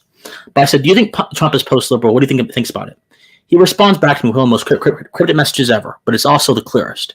He says, anyone who tries to impose political labels onto Donald Trump completely misses what his phenomenon represents. And I thought about that for a very long time. And I eventually started to understand. Trump's not a libertarian. He's not a conservative. He's not a post-liberal. He's not nothing. Trump is someone from the business world who has a very practical mindset. He's a hammer, and he sees nails everywhere because there are a lot of problems, and the nails represent the problems, and he just wants to go at it. Now, the problem is, to a hammer, everything is a nail, so he needs to have someone to temper his expectations and to guide him in the direct way, which he tried doing it when in his first administration, but he got some of the wrong guides. People like Reince Priebus, John Bolton, people like that should have no business in the White House. The Bush, yeah, a lot of the wrong guides. Now, he knows better now, but a lot of the wrong guides at first. So he doesn't necessarily care about these discourses about the common good and, vice needs to be stopped by the community. He doesn't care about any of that. He's a guy that, all the stuff he does is personal. He doesn't care. He cares fundamentally about preserving the country that gave him the ability to succeed in the way that he did. He is an old school New Yorker. Absolutely. Absolutely. Yeah. Now, Vivek, I think, is the much more refined version of something like that because he has the hammer, but he also has the book. And he knows how to distinguish the nails and which nails to go after. Well, and here's the other part of this. Vivek and I are, I'm 38, he's 37. And obviously he's way more accomplished than me. But here's the thing. Something that I bridge the gap, and he does too, of Generation X and millennials. And I will say this, people my age have a very unique viewpoint of the world. You're what, 24, 25? 22, right? 22. 20, so even younger than that. So yeah, you could have been my student. Holy crap. Anyway. 22, yeah. But our viewpoint of the world is very interesting because we remember the world pre-internet. We remember the world pre-cell phone. We remember the world we remember Reagan. We remember Bush. We remember this, but we were cognizant and aware at a time going through our educations while the world was turning in this very fast way, and that's why I think I've got a unique perspective of education because I spent since 1998 either being in high school, training to teach high school, being in college or training to teach college or, teaching in college during this whole turn of things. And so I've seen it. And I think Vivek has this, but we went through the Gulf Wars. We saw the patriotism and identified with the patriotism. We saw the problems with the patriotism and identified with that. And we also saw the slower part of the world change into the very fast part of the world. And so I think that Vivek, part of the reason I connect with him, and I think that he'll connect with a large portion of the voter bases that get to know him, is that he lived through that same kind of apparatus, where he lived through that time period where he says he can identify, because he's incredibly intelligent, here were the problems with the Bushes. Here were the problems with even Trump. Here were the problems with Clinton and, Reagan and these other, Obama. And was able to distill it in a way because he's incredibly articulate and incredibly intelligent and distill it in a way that people can not just understand, but connect to, because there's a lot of people my age who are looking for that. And I think you're right on the head where he has that kind of Trumpian sensibility, but he's able to, I've never been more disappointed in Trump than when he was on the debate stage and got the question about critical race theory. Right. Yep. Where it's like, he knew it was wrong. Yep. He knew it was bad. But he could not articulate it. He had a visceral feeling that when Chris Rufo came to him and said critical race theory bad, he's like, yeah, but he had no idea how to fight it. And I want to point this out. I have to point this out. I was telling Chris Rufo at the same time, don't tell Donald Trump to go after critical race theory. He's never going to understand that. Tell him to get rid of Obama's 2014 executive order creating diversity, equity, and inclusion in the federal government. That's what I told Rufo. I have the DMs to prove it. And he didn't do that. But that would have given Trump a nail. You know what I mean? And now it's very suspect to me that now that Chris has used this kind of, he held this into his pocket and he's used it to get right next to DeSantis. And he's like, now look, DEI, this is what we attack. And it's like, why didn't you do that back when Trump was president and could have done it? Immediately. The only other person I've ever heard talk about this in any real way is Vivek Ramaswamy when he says we have to go after affirmative action. We have to go after Lyndon Johnson's executive order creating basically quotas, race quotas within hiring for the government, which is what Obama's executive order for 2014 is built on, right? Yeah. And that's why I'm so pro Vivek Ramaswamy, is because he actually knows where the nails are. Absolutely. You know what I mean? And he has the wherewithal and the temerity to hit them. Yes. And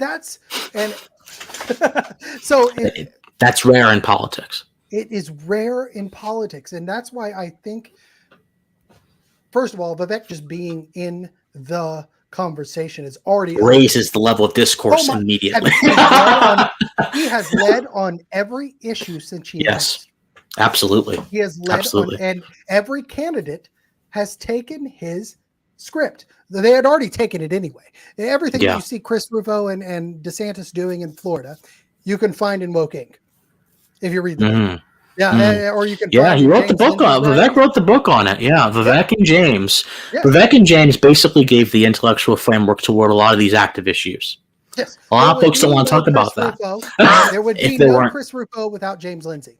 Precisely. There would be no Chris Rufo without James Lindsay, and you can say what you want about that, but that is the absolute truth. And and I could prove it to you if you have 4 or 5 hours for me to sit down and show you everything. But it comes down to this, that I'm not sure that, and I'm just going to be honest about this. At this point, it's going to be very difficult for anybody to beat Donald Trump. You know what I mean? It's going to be very difficult. If there's one person that could do it and should do it, I believe that's Vivek Ramaswamy. Me too. And if for some reason he doesn't climb that hill, right, he should be as close to the Oval Office as possible. He should be as close to whoever is president, whether it's DeSantis or Trump, right, or other than him. He should be as close as possible, because I sat and talked to him for 2 hours about school choice and different things like that. And he listens and he thinks and he identifies the problems. And I think we need somebody like that. So I agree. Yeah. Now, speaking of DeSantis and post-liberalism again, I wanted to show you something. So this is kind of neatly goes into the bifurcation we're talking about. I didn't believe DeSantis was a post-liberal a few months ago. I was actually, if you would have told me this January of 2022, I would have told you you're crazy. That's not the case at all. The guy is not that deep into all this stuff. He has general old school Republican, rhetoric. Is not. But then he went to a conference called National Conservative Conference.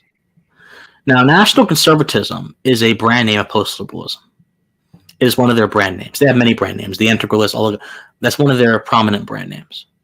And they released a statement, a manifesto, about a few months ago, almost a year ago. And amongst the many names who's on that manifesto, on that statement, is Chris Rufo's. Mm-hmm.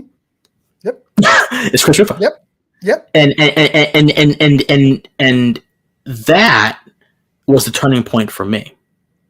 That was if you'd be willing. I'm not sure if you were willing. I would like to look over it real quick, like there's parts of it, not the whole thing. Like if you just look over it real quick, because if people want to understand what post-liberals want in society, what most people want in society, that's a good place to start. Now, obviously, there are many different branches. The integralists have slightly different prescriptions. You have people like Yuval Harari who have different prescriptions. The dark enlightenment, all that kind of stuff. They're all different branches that don't have as much cultural staying power.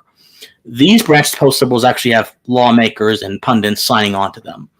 So you see. Okay, first let's talk about the imagery here.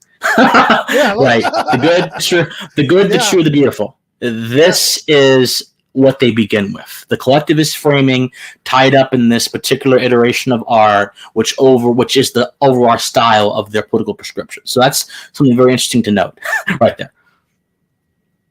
Okay. Are you there? Sorry, did I lose you? Yes, I'm here. Yeah. Yeah. So, but can you see it? Okay. Yeah, I can see it. Yeah. National a statement of principles, a world of independent nations is the only alternative to universalist ideology seeking to impose homogenizing, locality destroying imperium over the entire globe. Yes. So where do you want me to go? So one word about that before we go down to the bottom. Mm-hmm.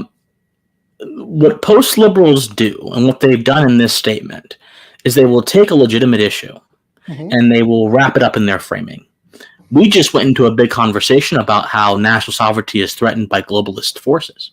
Yep. Well, the post-liberals see the same problem, but they're using that problem to create their own problems for society. So let's just go scroll down and we can look at some of their broader prescriptions.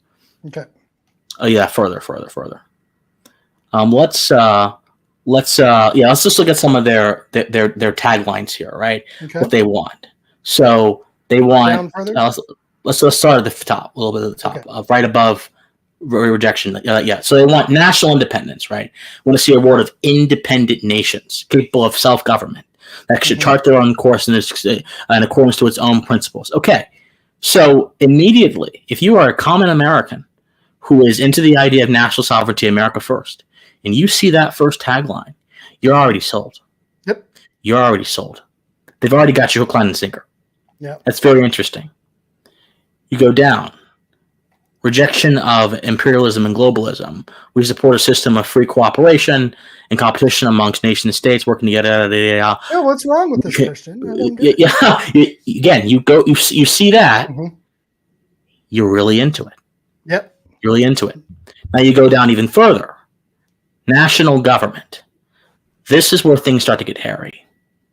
The independent nation state is instituted to establish a more perfect union amongst the diverse communities, parties, and regions of a given nation, to provide for their common defense and justice among them, to secure the general welfare, blessings, liberty, out of the basic constitutional rhetoric. Right. We believe in a strong but limited state. Okay, what does that mean? We had an entire argument during the founding generation over what that meant. Because the Federalists wanted a strong state.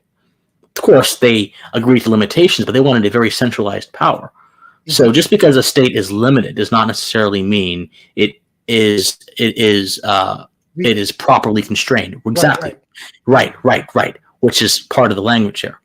We recommend a drastic reduction in the scope of the administrative state and the policy-making judiciary that displaces legislators representing the full range of the nation. So what they're doing is, again, they're appealing to the rhetoric of the current movement to make themselves seem more amendable. Well, and you hear this in Vivek's rhetoric, too. Yes, exactly. Saying we want the people who are elected to run the government to run the government. But then you go down to the very bottom line here. However, in those states or subdivisions in which law and justice have been manifestly corrupt, or in which lawlessness, immorality, and dissolution reign, national government must intervene energetically to restore order. What is immorality? This goes back to the idea of the common good, the community ethic, and that's where they get you. They just talked about all of this, using all this constitutionalist rhetoric beforehand. Then they slip in this little part here, which would give their government, their ideal government, the ability to essentially control society. Well, and see that because the devil is in the details, right? Because when you're prescribing morality, that's what the left does. That's what DEI. If you view it as a religious viewpoint, which I believe it is, then DEI, CRT, all the critical consciousness, right? All of those things. Then they're prescribing a morality. Now there's shifts with the political winds, but here's the problem. I believe that the right's political winds will shift their morality as well. That's what you see. And one of the things that set me off about Rufo was he posted one of his reading lists, and it was just chock full of Machiavelli. And it's like, okay, I'm gonna read it. That's fine, read it. But if you're viewing Machiavellianism as the prescription of your mode of operation, we got a problem. You know what I mean? Absolutely. I said this on a tweet not long ago, but I said Machiavellianism or Machiavellianism is the actual the membrane that links together the postmodern left and the Hegelian right, because it's both believe that the pursuit is power. Mm-hmm. Really? You know what I mean? That's Right. the ultimate. Now, power to a moral end, well, that just depends on what your morality is defined as, right? Which they don't define. They don't define immorality or morality here, do they? No, they leave it purposely vague. But the Right. more you dig into the post-liberal ethic, you realize they care about what the community deems as immoral. And this becomes quite clear in the next line here. God and public religion. No nation can long endure without humility and gratitude before God and his fear of his judgment that are found in authentic religious tradition. For millennia, the Bible, authentic religious tradition. It's very important. So they're making another value judgment here that will presumably be enforced, or it would be emphasized under their previous political statements. For millennia, the Bible has been our surest guide, nourishing a fitting orientation towards God, to the political traditions of the nation, to public morals, to defense of the weak. The Bible, here's the prescription, should be read as the first among the sources of a shared Western civilization in schools and universities, and as the rightful inheritance of believers and non-believers alike. I thought there was a very particular portion in the Bible about particular people not inheriting the kingdom of heaven or the word of God. I thought there was a very particular portion about that, but that's very interesting. Because again, the post-liberal tradition is Burkean, right? Mm-hmm. The Burkeans don't believe in the idea of natural rights as we do. Burkeans believe that rights are sort of social phenomenon and things that are decided by tradition. So this is fundamentally a Burkean. This is fundamentally a Burkean position. This is a Burkean position here, right? It smacks of postmodernism in the roots of the logic. You know what I mean, or lack of it. Go ahead. And this is the part that is really just mask off. Where a Christian majority exists, public life. What does that mean? In the classical liberal tradition, we distinguish between the public and the private sphere.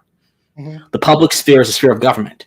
It's supposed to be very constrained and limited and not very prominent at all. The private sphere is everything else. It's a sphere of society.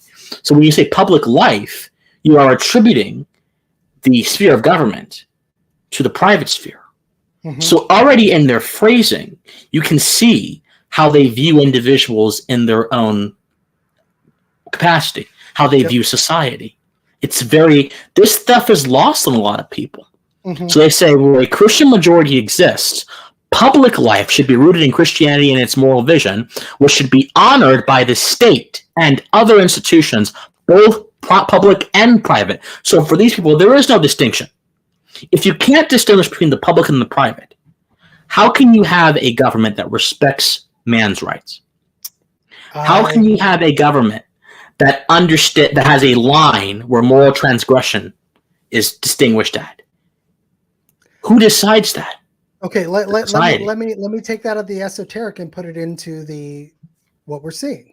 I've always referred to diversity, equity, and inclusion as a hack of the separation of church and state.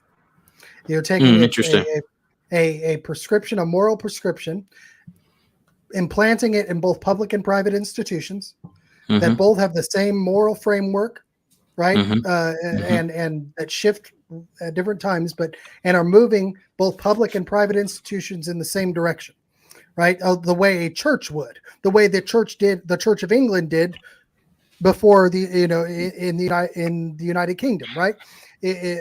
Part of why America broke away from the British was because of that prescription of religious mindset. And when you talk about the Church of England, it became more of a political tool than it did a religious tool, right? Yeah.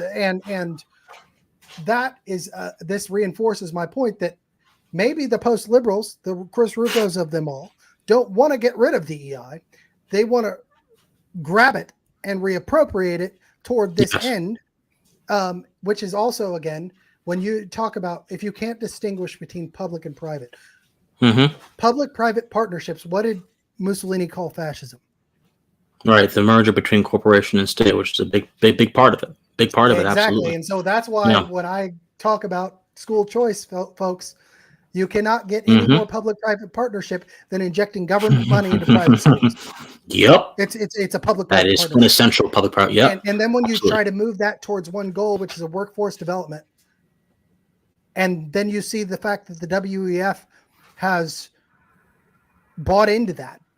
That they push school choice in Africa right now. It is all state interest. Yeah. It's all emergent. And so I just want to point that out. But the people pushing it now when it comes to the right on that education field, because as Lincoln said, the philosophy of the schoolhouse in one generation will be the philosophy of government in the next. Right?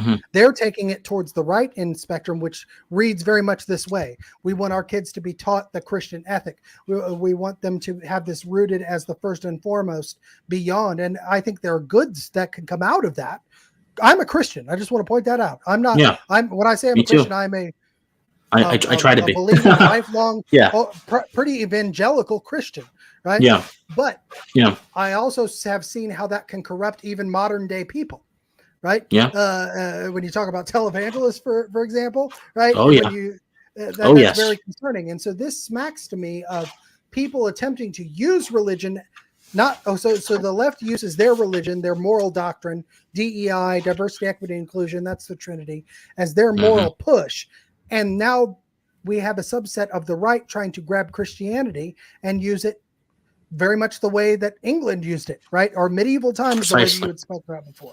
Yep, and that's that. Yeah, that's the entire point of the pre-medieval ethic. That's the entire point of their emphasis on the pre-medieval ethic. They want to use institutions as tools to reinforce their grander principles and evoke them in society. That's absolutely that's how post-liberals get down. That's what they're talking about here. And they mentioned they put a little bit here about Jews and religious minorities or whatever being protected and reservists of their traditions or whatever. But they also say right below that, adult individuals should be protected from religious or ideological coercion in their private lives and in their homes. So, this vague statement, which is fails to distinguish between the public and the private, the only time it even mentions it substantially is by mentioning private life and home in the same sense. So we can assume that by the private, they may say, okay, in your own home, believe what you want to believe. You come out into society, you will be a Christian. We'll make exceptions if you're Jewish because we like you. Or we'll make exceptions if your religion benefits Western civilization, but otherwise, keep it in your own home. Our institutions will affirm our idea of Christianity, because which idea of Christianity? Are they going to be Presbyterians, Baptists, Mennonites? They're going to be Quakers. They're probably not going to be Quaker. Exactly. And this is one of the reasons why I think post-liberalism is impractical, because when it gets to this point, if they got their way, the integralists will be fighting with the other denominations of Christianity, trying to constantly, whose vision of God is going to take over and become the political reality. And ultimately, it would be none of them. So it's just very interesting how they mention that, because you see that they have no problem using religious or ideological coercion in other instances. But if it's in your home, away from everyone, you can do it there.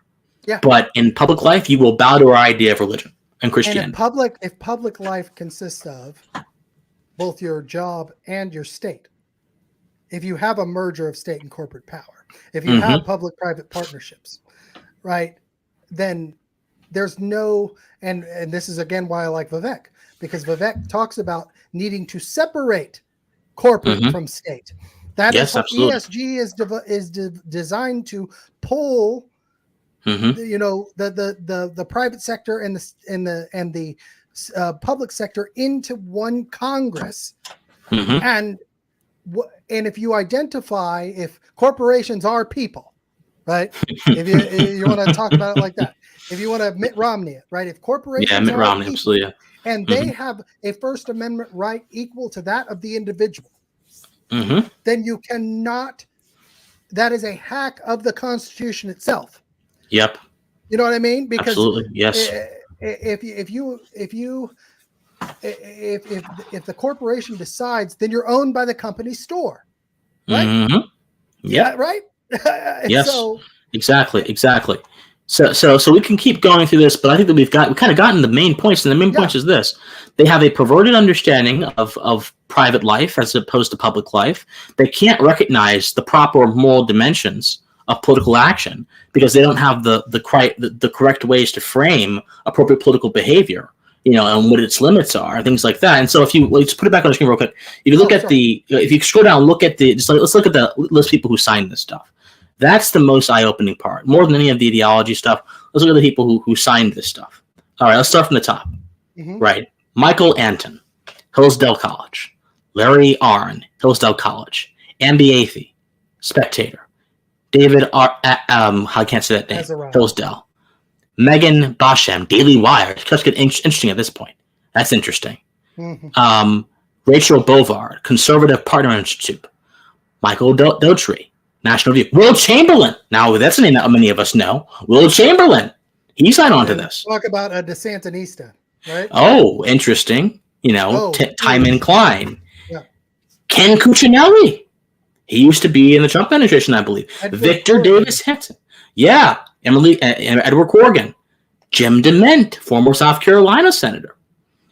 Chris DeMuth. Rod Dreher, American Conservative. Several American Conservative authors. Rod Dreher is actually one of the top post-liberal scribes in our modern era.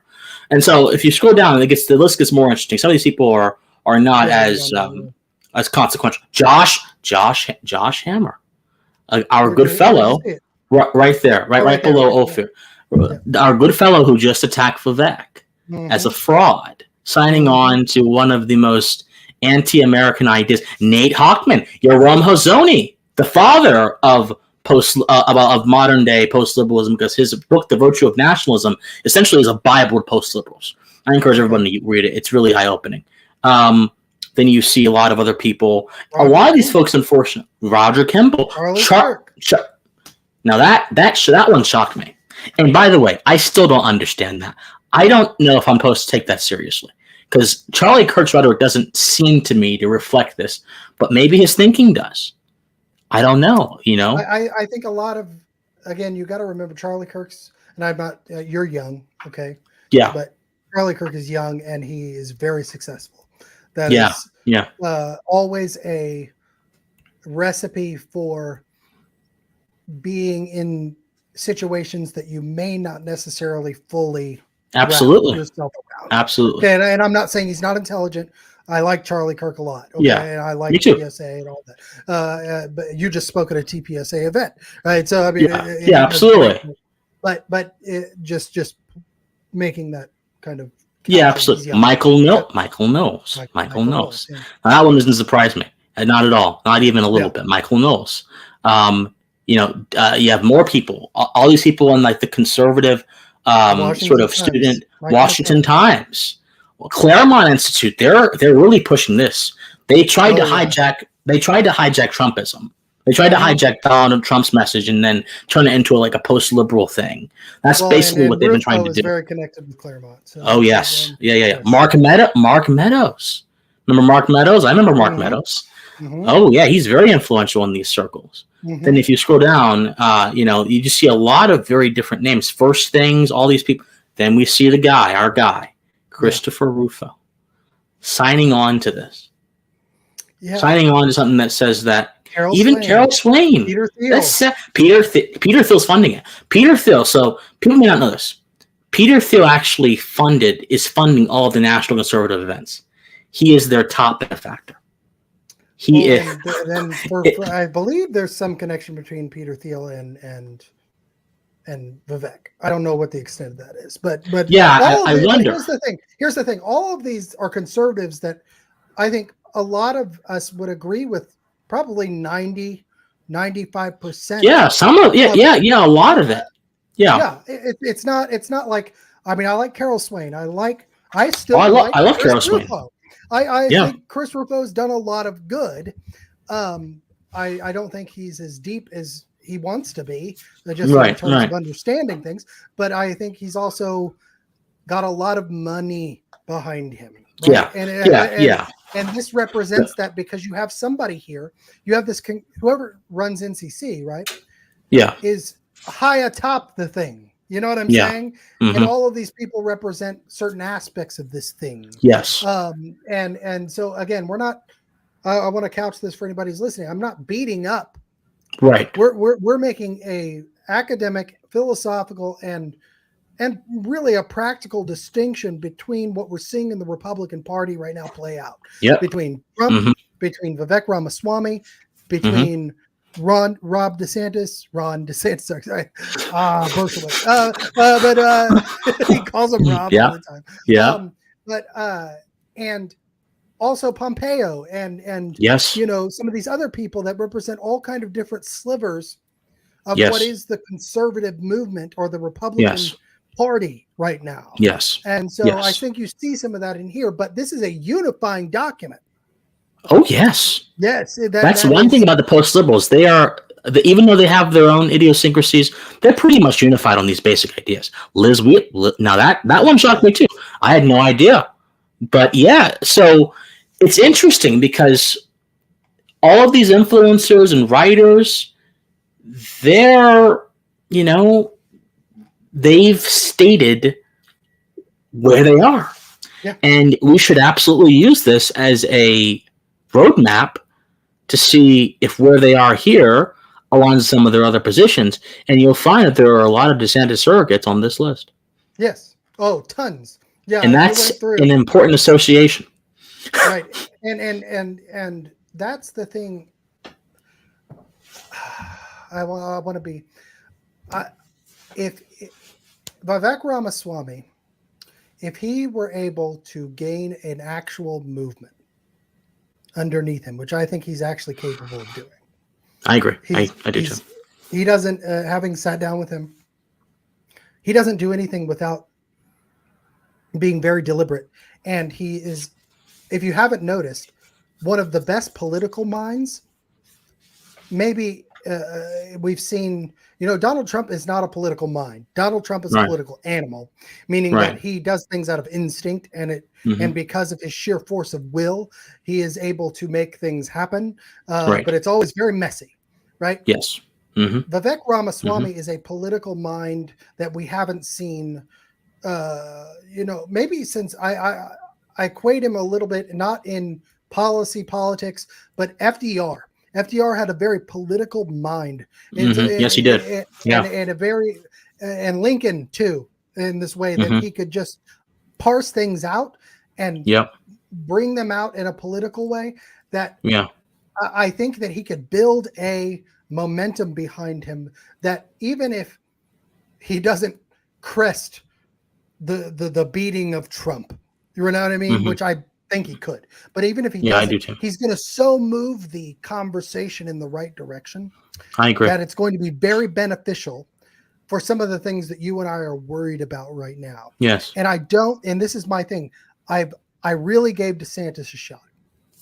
If you go back and you listen to or view my tweets or listen to my videos, I gave him a shot because I loved some of the stuff he was doing, the things he was doing, but all I started to see was exactly what we're worried about in this document. Yes. You know what I mean? Yes. In the way that he's governing Florida, in the way that he's maneuvering politically. And I think it's something that every Republican must investigate for themselves and not just say, I'm always Trump or I'm always anti-Trump or I'm pro DeSantis and always pro DeSantis, or even I'm always Vivek Ramaswamy or, against Vivek Ramaswamy. We need to have this open conversation about these intricate pieces, because if we're not careful, we're going to end up emulating the worst parts of the left. That's my main concern. I agree. In many cases, there are parts of the right that already are.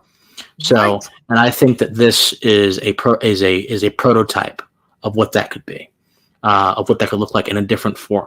So I think that we have to be very careful. I think post-liberalism is perhaps one of the greatest emerging threats to America. There are already plenty of established threats, right? Yeah. And Vivek talks about them all the time: the CCP, the administrative state, all that stuff. Yeah, that's very important. Post-liberalism is still growing; it's really niche. But if it keeps growing and it keeps getting these amount of influencers, they're going to be able to couch this thing in common language that most Americans will agree to. It'll be the bandwagon effect. I think it's a misnomer. I think the Bushes are post-liberals. I think they really. That's interesting. That's interesting. Well, that's interesting. All of this again is if you look at what the Bushes have done, in their time in public life. Florida, Texas, the United States, Mm-hmm. right? And you look at the way that they have transformed education specifically, because everything you're seeing Yeah. when it comes to school choice, when it comes to even the Common Core aesthetic, Yeah. No Child Left Behind. No That Child number. Left Yeah. Behind, Yeah. that's all straight out of the CCP. Bush, this is what people need to understand about education, and this is from somebody who's studied this. I wrote my final paper in my undergrad education music ed about the CCP model of education being transmuted into American society, because I became a teacher right as No Child Left Behind became out. So I saw all these changes, and I dealt with No Child Left Behind, then I dealt with Common Core, then I dealt with all this stuff. And that all stems, you can trace it back to one person, George H.W. Bush, who was the first envoy to communist China after Nixon opened it up. He was the first ambassador. They didn't have an ambassador because it wasn't, but he was the first envoy to China at that point, and started taking these kinds of ideas of the way. And who was running China then? Mao. It was Mao's China. Yeah. It was post. That's right. Cultural revolution China. Mm-hmm. And when you listen to James Lindsay, you listen to other people, this is what we're seeing now is a cultural revolution. Now, what I believe the right wants to do, this post-liberal element, this Hegelian right, which I think is more established than people realize, and I think very much so, could represent that in many ways, is now we're seeing a fight of who gets, not who can dismantle the administrative state, but who gets control of it in perpetuity. So we're being crushed by a global communism on one hand, or a global kind of Marxist identitarianism, and a global pseudo-fascism, religious pseudo-fascism on the other side. And James actually refers to it as communo-fascism, right? That's what the WF represents, is that you have the kind of socialistic mindset toward the fascistic control mechanism, right? Where it's kind of difficult to unpack, especially since we've gone on so long, but that's what we need to be worried about. I get it. And as Americans, how do we get people to understand this, Christian? Because I think that's you know what I mean? That's the biggest thing. Because look, here's my thing. Most Americans, I was just in Wyoming. People out there, I had the privilege of overhearing several conversations, young and old people in the restaurants I was at. And a lot of it was political, but a lot of it was just like, I don't want, to do it leftist. I want to be left alone. Or, I moved from California to get here because I just want to be left alone. The government's not as oppressive here. A lot of that is what I think a lot of Americans at some base level feel, even if they have different ways of expressing it. They may not have all the terminology we have. They may not know who Grotius or Locke is or what the classical liberal ethic is, but they do know one thing. They like their freedom, and they like being left alone, and they like it when their life is not as intervened with by external forces. So we have to appeal to these base sensibilities in a way that strengthens them where they are. And this is what I mean. Sometimes going in and quoting theory like I do will not be helpful to people. It'll turn them off. But relating the subject of a theory, relating their own experiences of freedom to what is happening in the culture could be powerful. You could say, okay, you're out here, you believe this is what's happening that could threaten that. Could you imagine a world or a life where you would be told and your thoughts would be governed by a certain group of people, left or right? Your freedom would be curtailed by a certain group of people according to their own agenda. Could you imagine a world like this? And you could walk them through that kind of thought experiment that relates these ideas, these grand universal ideas, to what they're actually experiencing. If you can connect these big topics to people's lives, they'll appreciate them more. Yeah. Right? They'll appreciate them more. Just like, I love animals, but I love my cat the most because he's in my life and he's proximal to me and he bothers me all the time. Right? Yeah. Same kind of thing. The proximity effect. That's how I think Vivek can do this. Yes. Vivek absolutely knows how to do this, because people. I've heard a lot of critiques. Well, Vivek's too smart to be president. Da, da, da, da. I'm like, what? First of all, what are you talking about? No, we need a president who is willing to, who is able to operate on the intellectual level, but can also break that down for people who may not operate on that level. He can do both because he's worked in so many different environments throughout his entire life. And he can do it. Not yes, he can do it. Right. For him, not right. Not Steve Bannon for Trump. He can do it, and that's the other part I want people to understand. And I'm going to give this tiny little piece of inside baseball on the. I've had a little bit of work with Vivek and the campaign, and just looking at it. He makes these decisions. He writes his speeches. He sets his message. He's like Trump in that way, except that it's more thought out, right? It's like Trump would go on Twitter and say something that would cause a stir, and he would just kind of sweep the stir where he wanted it to go, right? Vivek thinks about it, causes the stir, but he already knows where it's going to go. That's the other part about it. And it's not somebody whispering in his ear. I know, because I've talked to him and I said, I don't here's my advice on this, or here's what I think about that, or whatever it be. He doesn't take what I say, but he goes into it and he goes, oh, it's a good idea, or it's not, but it's his decision. And then he puts his own mind into it, which is very good.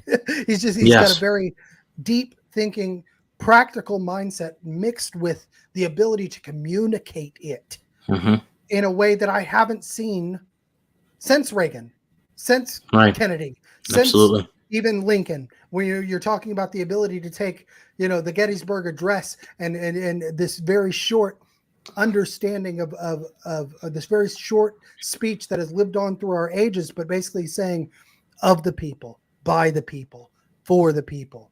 And put that into a very, I haven't seen it since then. These kind of this, and Obama's, and I've heard, and I'm trying to get this really right because I want to make sure that I don't view Vivek as an Obama. Obama was able to. Obama's very intelligent, but he could not connect with people. Like he didn't know how to work with Congress. He didn't know how to. If you remember Obama's the beginning of his presidency and trying to pass health care and all that, the Affordable Care Act, he wasn't able to go down, and he was a professor mindset.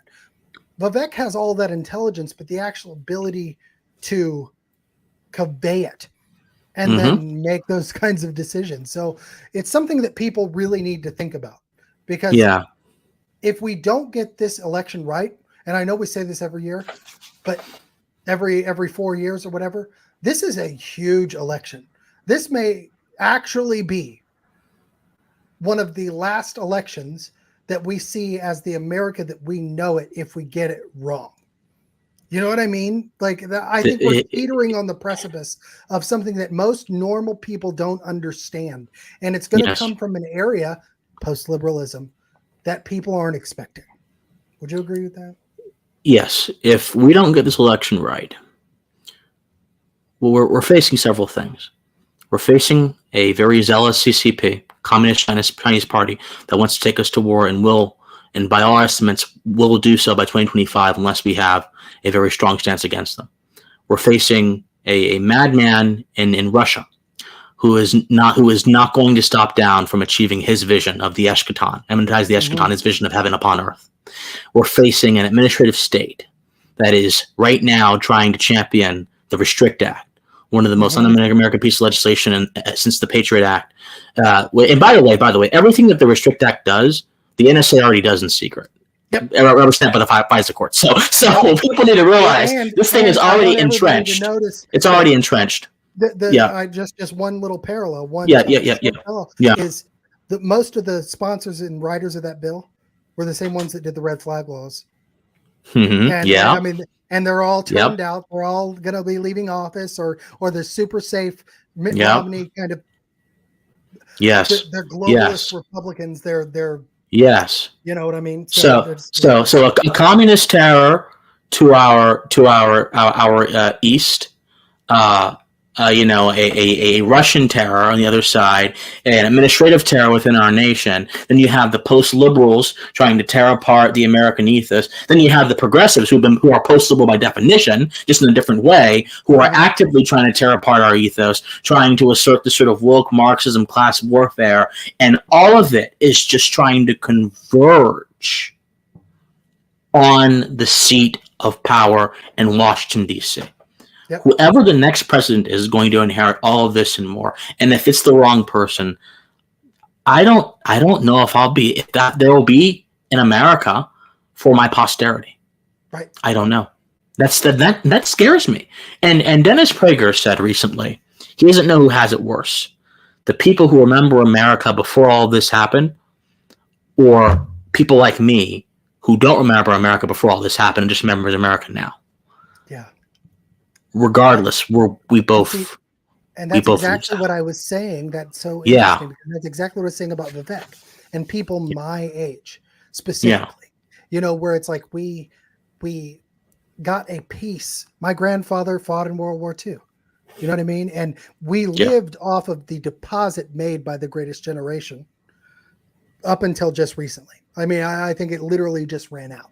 And all of the world that they built, right, and saved against fascism, against communism, that you could really find the ties that binds between the Kennedys and the Reagans, between the even the Trumans and the Eisenhowers, and they were all very much in the same. They had the same core value system because they actually fought, bled, and died to save it, right? And right as my generation, Vivek's generation, came of age is when it started to turn, right? And honestly, I think we have it the worst because we've seen both of them. You know what I mean? I think so. I think so too. I think so too.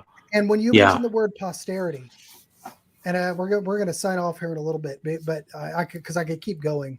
It's been such a great conversation too. Seriously, awesome. I didn't even know 2 hours has passed. Yeah, I know. And that's why I've wanted to have you on the show. And I hope that I can come on yours and we can continue doing Please, yes. It's what, if you go back to the founders, specifically Jefferson, Adams, who were very diametrically opposed. Oh, yes. But my dissertation is on actually letters written, music that were set to music, but written. Okay, interesting. And Jefferson, in his letter to Adams in 1821, 27, 21, one of those two, a bad dissertation. He says, I shall not die without hope that life and liberty are on steady advance. And he said, even should the cloud of barbarism and despotism again cloud the freedoms and liberties of Europe, this country remains, because the fires that were lit in 1776 have spread over too much of the globe to be extinguished. And he said that for our posterity. When you listen to both him and Adams writing back and forth to each other, because you got to remember, they're later in their life and they're looking back on what they built and what has happened since then, right? And they're saying, look, this is a fire that's gone around the globe, and that's what we have to. It's for us. We didn't do it for us. We did it for our children, and our children. They did it for us. Right. They did it for you. They did it for me. They did it for my daughter, for your kids, for anybody that comes after. And that's what I think we've lost. And I think Vivek hits on this. That's why I really like him. But it's not about us. If we stop thinking about us and we start thinking about our posterity, then that's where we discover the American identity. Because the American identity was not forged in the here and the now. The American identity was forged in protecting the life, the liberty, and the pursuit of happiness for everyone after them. That's why they laid their lives, their fortunes, and their sacred honors, because they knew they could die. But they thought more about their children and their children's children than they did about themselves. If that doesn't hit people, if we can get toward that line of thinking, I think that I think we could save this thing. But if we don't, I agree that we won't. If we don't return back to our understanding, our proper understanding of moral foundations, and respecting the legacy that the founders laid out for us, then America will be lost to the shadows of despotism and tyranny that are already creeping up from within the crevices of this divided nation. Yeah. Absolutely, which is why Vivek's call for a national revival is it's not merely a nice rhetorical flourish to make you feel good. It's essential. It's a survival strategy. It is a prescription from a doctor who is trying to stop the sickness before it takes over all of your wounds and kills you. And we ought to heed that prescription, in my opinion. So we absolutely should. And if you're one of those people, I don't believe this stuff, but you ever heard of the fourth turning, right? And all of that kind of stuff. It's kind of nuts, but there's often kernels of truth found in even the most wacky, of course, ways of thinking. Okay, I mean, so that's why free and open debate is actually important. Absolutely. Right? Because just go back to all the way to the beginning of our conversation, which was about the criminal justice system, is that there's actually points that have been highlighted by the woke movement when it comes to specific things. Very specific. They want to broaden it out. Yes. But specific yes, they do. About the criminal justice movement that actually makes sense, because any good lie is rooted in the truth. But to go back to my point, the fourth turning talks about that if everything goes by the 25-year or the 50-year semblance, we're coming up on the fourth turning, so to speak. And they say that millennials will save the world. And because that's the way it would line out with the generations. Yeah, makes sense. Yeah. And to take that to actual thought, to actual, is that Vivek and people my age, I think, understand this problem. People your age, people who are plugged in, because you're an older soul. I don't mean to say that. Thank you. No, I appreciate it. I appreciate your mind and your understanding of these things is beyond your age, and that's because I appreciate it. And people everybody go and subscribe to him on YouTube and on Twitter and anywhere else he is. I'll let him plug himself in a second, but I'm going to talk good about him for a second. But people our age, I think, see this. And if we could convince people that all of what we're saying is not just rooted in the fourth turning mentality, but in actual data, rational thought, the Enlightenment falsification of our hypotheses, and then elect someone like Vivek who understands the problem. Not that can just say ESG in a speech and say, I'm going to bring all these governors together to fight it, but you don't understand it. And most of the governors you've brought together are fighting it or actually profiting off of it, like here in Oklahoma. Vivek is the guy that actually understands it and can fix the problem. And so whether it's him or not, we need somebody that does understand that in leadership and can convey our national spirit. I'm going to give you the last word here, Christian. I want to try to, because I thought about this question before we started talking. Yeah. If you were king and or emperor, or let's say somebody who could snap their fingers and make the world what you think it should be, what would that look like? And I mean, you've talked about a lot of it here, but I wanted to distill it. How would that manifest itself in this next 3 to 5 years? If I was king around and I could just snap my fingers and make the world the way I wanted it to. And you could abdicate the throne after that, of course, but I'm just saying, like, how would this all look? My initial inclination would be to convince people that they don't need kings or emperors to rule over them or to tell them how to live good. That the potential for virtue resides in all of our hearts. Good character resides in all of our hearts. It just requires self-awareness to access. So I suppose I would encourage more folks to become self-aware. Not self-aware of superficial things like the woke would have us be, of these categories and these things that they fill with assumptions that don't really make sense when you actually look at concrete reality, but self-aware first of reality and then their place within reality, their station within reality, and appreciative of that fact. Appreciative of the fact that we all have different skills, different capability levels, we have different life stories. And these are not things that are bad. These are things that actually allow society to exist and function in the first place. These are things that actually allow society to flourish in the first place. These are things that actually allow certain people to help other people, who may have different abilities and skills. This is what allows mutually beneficial things to happen. Because I think today, a lot of people are consumed by the phone, social media.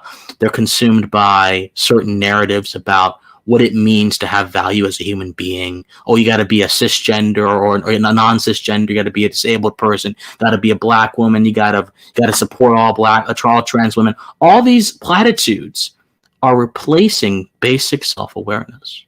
Yeah, I think that if more people were self-aware, I think a lot of our cultural problems, not all of them, but a lot of them, would have never risen in the first place. A lack of self-awareness is the root of a lot of these social contagions. Not all of them. Some of them are deeper than that. Yeah. But that's at the basis of a lot of them. So know thyself. I would try to impose that maxim upon the heart of every man. Know thyself. That's what I would try to do. Well, Christian, thank you so much. I thoroughly enjoyed this discussion, one of my favorites, and I hope we can do it again soon. Where can everybody whenever find you want to? Twitter at official C Watson, and on this YouTube site, and on Rumble as well. Just type in Christian Watson Rumble and Christian Watson Politics on YouTube. So thank you so much for having me, and I'll absolutely be back whenever you want me to be back. Yeah, absolutely. Yeah, it was a great conversation, and we will see you soon, brother. All right, thank you.